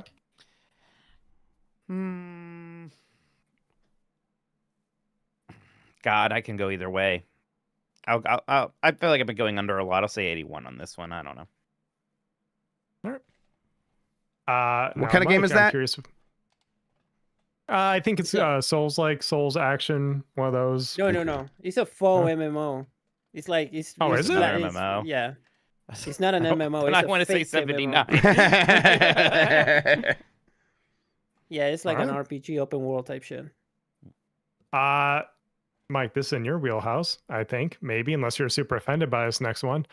Game number 14, Mouse PI for Hire. Yeah, no, this looks cute and all. I wonder how much meat's going to be on that bone. This is the first-person shooter that looks like old-timey Disney cartoon. Yeah, it's a Disney boomer shooter, basically. Yeah, which again, neat and all. I wonder how much this is going to play for most people. I'll say 74 for Mouse Ooh, okay. Mouse PI for Hire, which maybe we'll see. I think I'm with Mike. I see this one in it like disappointing and ended up in like the high 60s even. So I'll just go 7. You said 73? What did Mike say? 74. What He said 74. What Oh, did I then say? I'll go 73. Okay, gotcha. I would have gone under. Yeah. All right, and then the last one Wolf has for us here is an interesting one. Jeff, you get to predict first. Marathon. Move. Runner. Man, how do these games review? I really don't know. I'm trying to like. I'm gonna go lower than what my gut's saying, just because I think that has happened even with like Arc Raiders. Arc Raiders like reviewed a little bit lower than I was expecting it to. I'll go with a 79. Okay. Shout out to the Eurogamer for that one. I would you like wanna to use my research you clause. wanna research Destiny 2 or something? What are we No, I'll doing here? research Marathon. Yeah, that'll right? help. Okay, This is okay, is a series, you know. Yeah. OG let's see. Marathon. Yeah, let's go. Yeah, Metacritic. The Apple Mar- are losing their shit right now. Yeah, let's see here now. Come on, Marathon. Oh my god. For the people in chat, there's like it's not for Crimson Desert. I said it's a faux MMO. It's not a real Oh, MMO. faux? I thought you meant full MMO. Is what you were Oh, trying that's to what I say. heard too. Oh, Yeah. I got what you meant. Yeah, Faux FAUX. MMO. Faux Okay. MMO. Yeah. Marathon 2 Faux? Durandal Oh, you're serious? released for the Xbox 360 got a 62. So I think Wait, this what game with was all this? the Hang on, back Marathon 2 Durandal. There's a what? Like for 360? Well, they Yes. re-released all of the old ones on 360. Okay, Live I thought Arcade. it was like some reboot one that I missed. No, Okay, they that just makes more sense. re-released them. Yeah. So 62. I bet it's gonna do a little bit better with like the advancements in technology. And, you know, games have come a long way since The Pac-Man. games have come a long way since Pac-Man. Yeah. Yeah. What you say, Jeff? 79? 79. Yeah, 79. 76. All right. I think people are not going to have it too much with this one. A lot of people are going to be real down on it. A lot of people are going to be, that's good. Then a lot of people are going to be down on it, and it's going to bring it down. All right. Well, Wolf, before we end here, Wolf says, let's start the 4th year of Mess with a Guest with a Bang. Parentheses, yeah, 4 years. I feel old now. And let me get the predictions up for everyone. If I had that frame correctly, it should just pop up on your end, Jeff. And then I can read it off for the audio listeners.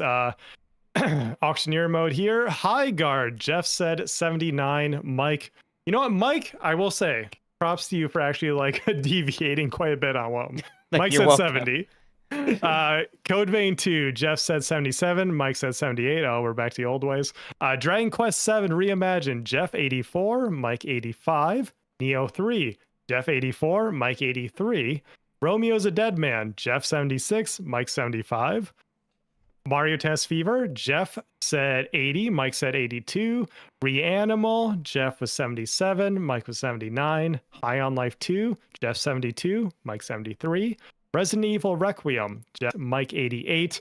Pokemon Pokopia, Jeff 75, Mike 76. Replaced, Jeff said 79, Mike said 78. John Carpenter's Toxic Commando, Jeff said 72, Mike said F you, John Carpenter, 71. Crimson Desert, Jeff said 80. Mike went over with 81. Mouse PI for Hire, Jeff said 73. Mike, again, over 74. You actually went first. Marathon, Jeff said 79. And Mike used all parts of the research clause to say 76. Big brain move. All right. All right. Thank you, Sean. Appreciate it. Thank you, Wolf, for always putting these Thanks, together. Wolf. We really appreciate it. Jeff's crazy for thinking 79 on High Guard. I'll just say, I've heard from people who've played it. It sounds like it's pretty good. So, Oh, insider info. yeah. I mean, does that end up mattering? We'll see. We'll see what happens there. But yeah, the word on it's like, this is a really fun game. Will that matter for people who think it also looks very bland? Look, it might could end up being right there. I am feeling okay about some of mine, not so okay about others. But we'll get the results of that in about 3 months. That's how we do this. We do it once a quarter. So if you are interested, just tune in every week. You'll never know when we're actually going to do the results. Just hang in there. All right, let's take one last break. We'll come back, talk about what we've been playing, and then we'll do this, clean up the super chats and get on out of here right after this.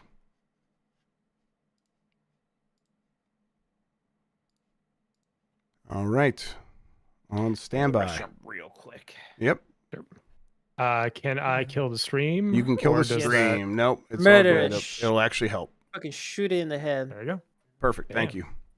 Yeah. Yeah, Dad Boy Jerry points out no 90 plus predictions this quarter. I got burned last time. Nah. As we say in Argentina, once you burn yourself with milk, you will see a cow and cry. So they don't wanna. You have told us that before. And it makes Yeah. me smile every time. Like, you're not wrong. Yeah, I get it. All right, so let's see here. Good chicken. I'm cooked, Chad. I'm done. Yeah, our boy Chris needs to go to bed. I'm cooked. This thing, waking up 6 a.m., going to sleep like 1 a.m. terrible it's not idea. it's not. Oh my god, I was It's not so worth it. excited yesterday when they told us early the kids weren't going to have school today, and it's like, oh my god, I could sleep past 7 a.m. Thank God. Hell yeah. Yeah, that ruled. It's not. I almost got a job of as a guard for the night guard. It's like that would be cool. Alrighty. They were Yeah. paying shit, but I would be chilling all night. I hope High Guard comes out. I want to play it. I just want to see for myself. I'm sure I'll try it at least, yeah. Exactly. I hope marathon is fun. Yeah, me too. I hope Okay. that one's Like, bad, it's- actually. Damn. Yeah, I know. Yeah, Cruel and I mean know. that way. John Carpenter, Bungie. Who else Yeah, do we piss off? Giant today? That's Bombs, okay. John Carpenter. That Shaka game, it doesn't look that bad. I don't know. The trailer looks kind of I don't know interesting. much about They it. were running in a car and shooting shit from the car. That sounds like fun times. That's true. John Carpenter was on Giant Bomb long before Mike Minotti ever was. So Yeah, That's that's true. true. Good point, Oh, good he's point. jealous. I yeah, get that it. makes Yes. sense. Ah, jelly. Someone is jelly. John Carpenter's top 10 list on Giant Bomb were great because it was just like a list of 10 games. No, nothing else, all lowercase. It was like, yeah. Oh, yeah. Yeah, This This genius. is all the rules. time you get That's from a- me. Uh-huh. All right. That's raw. I think I'm ready. All right, Fade to black. let's do it. Back in 5, 4, 3. We are back. Let's wrap up the show, starting with Mike. What have you been playing? Well, I did start 9 Souls yesterday. This is a 2D Metroidvania Yeah. with a lot of Sekiro inspiration. In fact, they straight up say on their Steam page, it's got Sekiro inspired deflection focused combat. So it's got parry slop. Yep. And I've learned that I love parry slop. Right, I just Mhm. shove it down my gullet. So I figured this game would be right up my alley. I've always heard good things about it. It came out a couple years ago, so I finally have some downtime here, so I'm checking it out. And yeah, it's super fun because you definitely have like the parry, and the window of that feels very similar to Sekiro, where if you get it, you have to get the timing really good to kind of get the best benefit from it. And in this, it means you take no damage. And also you can kind of immediately do this special counterattack where you kind of put a little symbol on them and then hold it down and it blows up and deals all this damage. If you miss the timing a bit, you don't like take actual damage, you take damage that will eventually refill.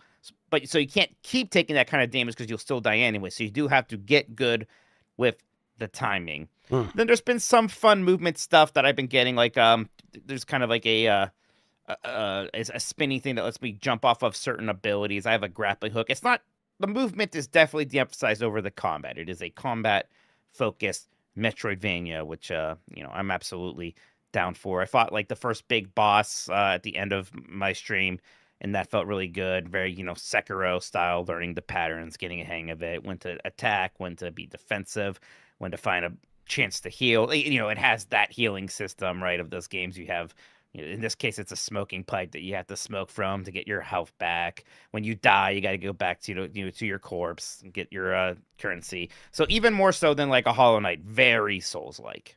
I started Nine Souls when it came out and people were talking about it, and I just didn't immediately grab me, and there was a bunch of other things, so I kind of moved on pretty quickly. But maybe if I wanted to get back into it, is maybe the measure go to try to get to that first boss and see how I feel about it? Maybe. I will say, like, the game, it's not, I don't want to be like, oh, it's too talky, like, right? But yeah, that might have been one of the things kind of. It's a smidge talky, and the game is, a lot of indie games are kind of like this. It's very proud of its lore, and it wants you to really know its lore. And the lore is good, and the characters do seem interesting.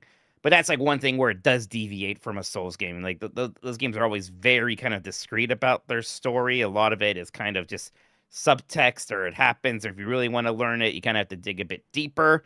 I do kind of like that style. And here it's a lot more dialogue boxes, people talking to me, and, this cutscene happening here, things like that. So, to a point where I did think it slowed the pace down a little bit too much. So, that's been my criticism mode, but the combat has felt so good that I'm definitely still having a very good time, and I'm excited to dig deeper into it.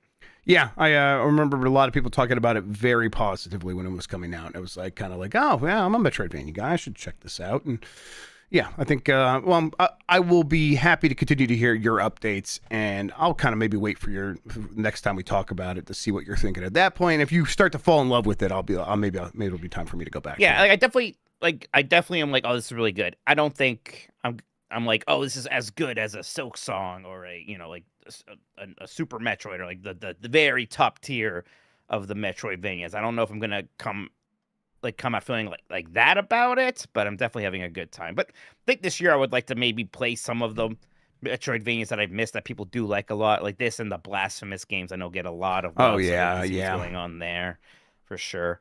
But yeah, that's where I am. Definitely going to be playing through it, though. And it seems like it's going to be a pretty beefy one, because there's like 9 things. I have to collect the 9 souls. After 3 hours, I got 1. So, okay. A ways to go. That does sound beefy. I started up Super Tenpen. This is a N64 inspired bowling game with like really great. Yeah, it's on Steam. It's been on there for a while. It just straight up looks like an N64 game. They nailed it. I love that. The menus, all that stuff, the title card, just straight up N64. Yeah, look at this shit. It's Holy cow. Awesome. And then it's got really great bowling control with like you set up the shot and you aim left and right and all that stuff, but then the ball goes and you have aftertouch, like a ton of aftertouch, and then there's also like pickups on the way down the lane. So it's like, okay, throw the ball, all right, you got to strike, all right, here's round 2. Now there's an obstacle, a ramp that moves back and forth to the left, and if you hit the ramp at the right time, you jump into the speed one that now that gives you a ton of extra control, and you're almost guaranteed to get a strike if you hit that front pin. And it's like, okay, I'm going to play really risky then and go for it. And it feels really good when you're getting it. It's just like, oh yeah, this is good, arcadey, fun, with the right look for a bowling game. Like a bowling game should have this kind of style. Yeah, I don't even know why, but in my mind, like, yes, a bowling game should look like Nintendo 64. Yes. I don't know why that makes so much sense to me. It just it fits perfectly. We're doing bowling week. Is that one of the weeks we got to do over time? I was just about to ask, are we? Because I don't know if we are, because we're doing fishing week and pinball week. We're doing fishing week. That's right. Someday we'll have a bowling week, so we'll keep this in mind. I'm keeping this in the back pocket. I think this would be a really fun one. I did not look at the multiplayer options, but it obviously must have them, because it's like you take turns. It's obvious. It should just work that way. I'm in the mood for bowling in general. So I've added this to my wish list. I bet someday this will be on a Steam sale. And I can pick this up for sure. I bet it'll be really affordable. And I would love for you to pick it up and try it. And then I started up Rhythm Doctor as well, which is one where it's like a couple times a year, I got a couple people on my Discord friends list that will just be like, "Hey, Grubb, you playing this?" And this is one Chris person. Like I think I reached out to Chris about a Sectori, and a few weeks later he reached out to me about this. He's like, "You like rhythm games?" I'm like, "Yeah, I like rhythm games." And he's like, "You should try Rhythm Doctor." And it's been like a month since then. I finally booted it up, and you play as a doctor who saves people through rhythm games that are all basically Rhythm Heaven style mini games, and it's immediately just fantastic. There's been other games that have tried to do Rhythm Heaven. This one feels like it's one of the really good ones. I mean, look, on Steam, it's got like over 7,000 reviews, overwhelmingly positive. That's very impressive. I think it might be a real good game. I've only done the first couple of games so far, the mini games. I'm gonna be playing this through here pretty quickly. I started on the PC. They give you all the timing stuff up front to make sure that the timing is dialed in, and you can move things around to make sure that if there's any latency, it accounts for that. But I'm gonna move over to the Steam Deck, I think, and just kind of play it on there. And yeah, it's really well done. It doesn't have that like Rhythm Heaven animated style. It's much more pixel art and things like that. That medium instead. But I don't know. They make it work. It's super charming looking, and the music's really good. Is this on Switch too? I don't know. I hope it is. Confirmed to be coming to Switch later in 2026. Okay, perfect. So okay, it's gonna come eventually. Yeah, that'll be one. We'll make a big deal about it when that happens on Nintendogs and talk about it there. Nice. You know what? I am playing on my Switch too now. While I did a lot of RPGs. There's even some more coming, right? Like Dragon Quest VII's release is happening, but after like Tactics and Dragon Quest 1 HE2D, I felt like I needed to do a little something else, but I wasn't sure what. Yep. So I actually picked up that Capcom Picross thing that came out a little bit ago. Fun. Remember that? Yeah. So I'm back on my Picross bullshit right now. And it's great because it's just like I make something and they're like, it's Stone Man from Mega Man 5. I'm like, hell yeah. And it's just playing like the Mega Man 3 intro music, or it has a background thing of promotional Commando art or something like that. So yeah, it's just Picross with a really nice flavor to it. I don't know about color Picross. Part of me is like, this is more than Picross needs. Just give me the classic. I don't need all this complexity. Maybe I have done some color Picross stuff, but I don't remember doing it all that much. I wouldn't. It's not what I come to Picross for. Because I did play the Sega one. It's like the same thing as this, and I think that's where I first tried color Picross. I was like, I just want to play Picross, actually. Motherfucker, but, there's like you need to play Picross 3D. I know, but like, hell yeah. That's not on Switch, No, I know, but it's on DS, and we should just emulate it and play it, stream it and stuff. Yeah. Yeah, I will. It's technically only in 3DS, but yeah. But isn't the first one on DS? I thought it was. Maybe not. Is there a Mega Man in Picross 3D? I'll hack it for you. No, just right. That first one was a DS game, at least. The first one was. I think round 2 is on 3DS. I think. Yeah. Yes. Please don't kill me, Mike. On your phone, did you ever get that Konami, that free to play, not free to play, just straight up free Picross game from Konami? No, that's worth getting when you're just like in line, doing stuff, because it's just a bunch of like Konami icons from 80s arcade games and stuff. It's great. Oh, that'd be fun. And it's got great music. It's really well done. And then, I have the thing that like turns off all ads on all my games, so I have a pie hole. But if you don't have that, it's still just like some ads. And that's it. A pie hole. RetroPie that basically acts as my own DNS server, so all the ads get thrown into the pie hole. And I don't see them. All right. Anything else, Mike? Sectori. Yeah, I don't know if I need to hear Jeff Grubb talk about Sectori. I wasn't going to. Listen. It's really all I've been playing. Come on, Christian. I played Sectori too. I don't need to talk about it. I want to apologize. No, I don't want to apologize. I want to say that Mike has a higher points than me. Oh, let's talk about Sectori. Yes. Mike has like 3 million, whatever. But his time is 31 minutes. I had 3 million, a little bit less, in 8 minutes. Oh, shit. Are you playing, Christian, are you playing on Challenge? Yeah. Oh, that looks like He's playing on Challenge as well. Yes. The ones, I think where you said 3 million, he was playing on, I thought he was only playing on Experience, but maybe not. I'm just saying, I have a technique but it's very, very dangerous, very risky. That's why I'm dying like 10 8 That's how minutes, I'm 10 playing right minutes. now I too need as to well. refine Yeah. it. Yep. I need to refine it because otherwise I will never reach Chef, which is at 10 million. Like if you play like normal, it's impossible to get 10 million. So you gotta be like, you gotta do you have to all play the risky. strikes and shit. You have to. Yep. Yeah. Absolutely. Yeah, I'm That's still it. playing a lot of that game. That's bad. Okay. I did start Dragon Quest VII, the demo. Oh, nice. Yeah, I did it on Steam Deck because that's where I'm going to get the game.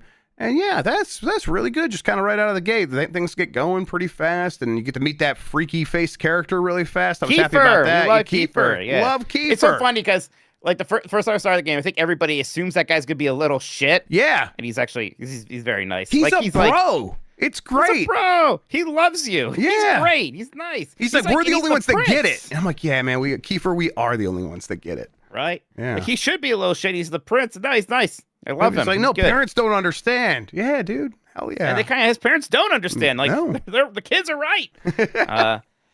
Yeah, they've been doing such a good job with Dragon Quest remakes and stuff. It's a bummer how long it's taking 12 to happen, but it doesn't feel close right now. Yeah. No, it does not feel close still. But the 1, 2, 3 HD2D, and then like this different direction for 7, and I bet they'll be doing stuff with 4, 5, and 6, and 8, and hopefully I bet 9 very soon is finally going to get freed from the DS dungeon. I would like that a lot. That one I loved quite a bit. I haven't beaten. 9's great. I haven't beaten any of these games, but I played a ton of 9. 9 was a fantastic time on DS. Yeah, I played a good chunk of it back before I was like really into the series at all, and I would love to finally like play it again and really finish it this time for sure. Man, the DS was a good console. All right, let's read some super chats, Mike. Oh right, yeah. How far are you in that demo, may I ask? I don't know. I'm a little bit past hanging. Like Kiefer joined my party just a little bit ago. Okay. Next up, yeah. Where were we? Speaking of Star Wars, there we go. From Epic Open World. Speaking of Star Wars, Jeff, have you heard anything about the tactics game Respawn is assisting with? Supposed to be this year. I haven't heard anything new, but I mean, I could definitely ask around about that game. But feels like that's one that just pops up at a show here pretty soon. We get the full details, and then it gets a release date for not too long from now. I hope that's the case. Taking the pisser, PSSR. That's what he says. The voice actor for Larry was also the voice actor for Hercules in the 1907 animated movie. Therefore, by Disney proxy, Mike likes Leisure Suit Larry. Wait, what? I wonder. Hercules I think has a young voice and an old voice. I think maybe I'm wrong. Maybe that's not right. Now, is this a bit? Because people are doing lots of bits with this game. We're like, that's the composer from Metal Gear Solid 3, and all of those things were lies. That was a lie? I think that's a lie. Yeah. Wait, what? That's not just a that's not a joke. That's just a lie. Yeah, I think the chat was having fun with us. I think a little bit. I'm pretty sure. I guess there was just one Hercules. Let me see here now. Tate Donovan. Is Tate Donovan Leisure? I don't think he is. Let's see. Okay. Box office bust. See, I believe that it was that the guy who did the music. Like, they gotta work sometimes. Let me see. Okay, I'm looking up the guy who did the music. Let's see here. One of the guys that did the music, Jay Waters, also did the music for Worms: A Space Oddity and Little Big Planet 4. And then the other guy, let's see, Oliver Wood. Okay, I figured it out. So Josh Keaton, who is in fact the voice of Leisure Suit Larry in Box Office Bust, provided the singing voice of Hercules as the speaking voice of young Hercules. So he's the speaking voice only of young Hercules. He's not the singing voice of young Hercules, and he's not adult Hercules. So that's what I thought. Okay, so that makes sense then. There's a 4 Little Big Planet? Sorry. all different people here. That's right. Oh yeah, he's Revolver Ocelot and Snake Eater, right? Harry, I just the Google AIs tell me Harry Gregson Williams, who did the music for Metal Gear Solid 3, did not compose music for Leisure Suit Larry games. Okay. So well then, shit. All right then. Yeah, we're fucking egg on our face. All right. Glitchy Texture says, hello, guys. Are we going to get the God of War 2.5D game this year? Thanks, and Happy New Year. Happy New Year to you as well, Glitchy. Yeah. You know, the more I heard about it, the more people working on that game were like, that it was always coming out this year and never last year. But, you know, Sony corporate often kind of gets ahead of themselves. And so when I was hearing it could come out last year, it's like, turns out that was just Sony corporate getting ahead of themselves. And then Acratic says 2 questions. Will Game S Jeopardy return in 2026? And when are we setting up Eco again?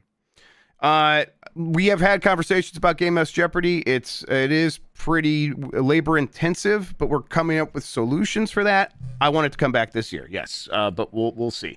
And then when are we doing Eco again? God, I just don't know how to do Eco as content. Yeah, and it's a commitment, and it's a commitment. It's And a hard one to imagine making that work Mike, anymore. but yeah, so we need like collabs. We need people from other. Well, yeah, we need communities collabs, to but it's get like in. then like I think we have to like not really. We could stream it, sure, but that can't be the main content from it. It's gonna have to be like daily reports or like a weekly edited video because it's a but, like, real time game that happens over the course of a month. That's right. That's a Like, lot. you're supposed to play that game for basically hours every day for a month. It's a hard ask for anyone, including ourselves anymore. It turns out, unfortunately. Yeah. So I would love to play it again. I don't know though. Maybe once everything is like destroyed and all we have left is our computers and the internet. Exactly. That's a perfect time for that. I was the president of the World Bank that one time, Yeah, you were. and I stole all the money. That was pretty good. Andrew Panton says, made it back before the show ended. Thank you for telling me about the Superstation. I just pre-ordered it. I'm so excited to get that. Do we know when those are? I mean, we got shipping that. out? We got that update about like the CD drive and the thing like shipping. They're few weeks going ago. out like they're going out like now. They're testing the docks right now, but I think like people who just ordered a Superstation, the first batches are already like out there, like shipping to people right now. So Shit. like it should be soon. Okay, cool. I guess I should get check my email see if I got like any shipping notification. And then lastly, from Large Mario, I am playing Mario Kart DS with my pals, having a fun little time. Hell yeah, Large Mario. Mario Kart DS. I know sometimes I talk shit about Mario Kart, but Mario Kart DS ruled. Yep. That's probably the one I played the most of, man. I played a ton of that. I mean, that's when I think they really dialed it in. Mario Kart 7 was even better, and Mario Kart 8 Deluxe even better, but yeah, Mario Kart DS was awesome.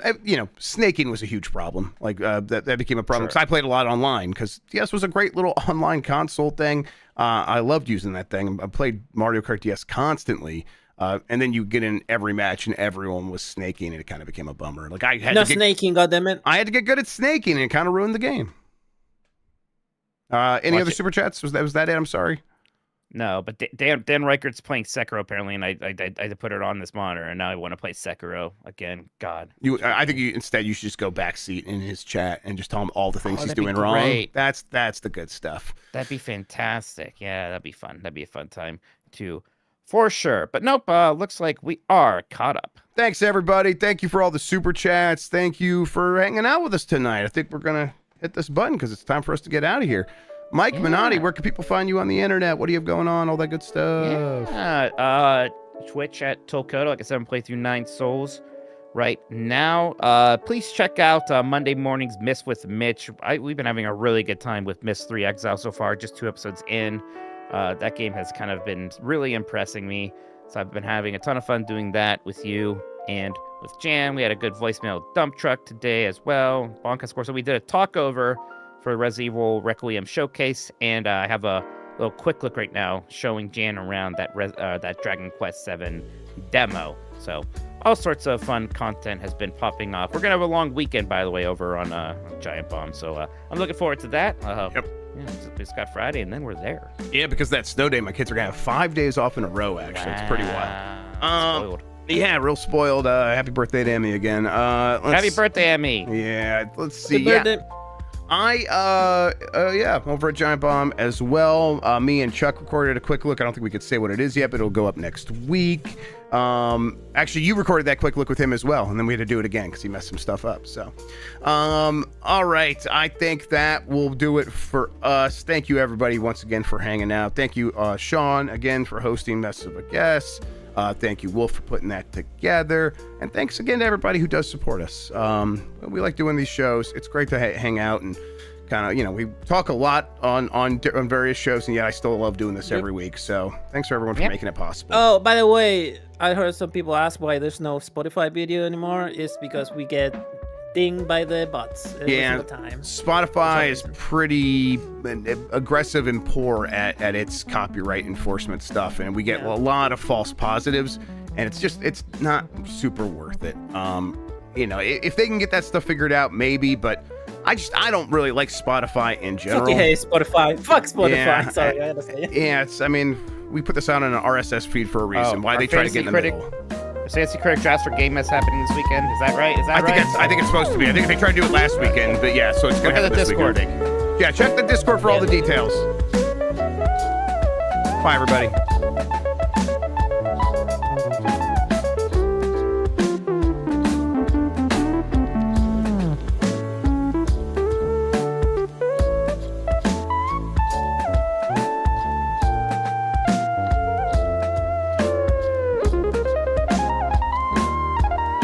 I might have fell asleep a little bit in this podcast.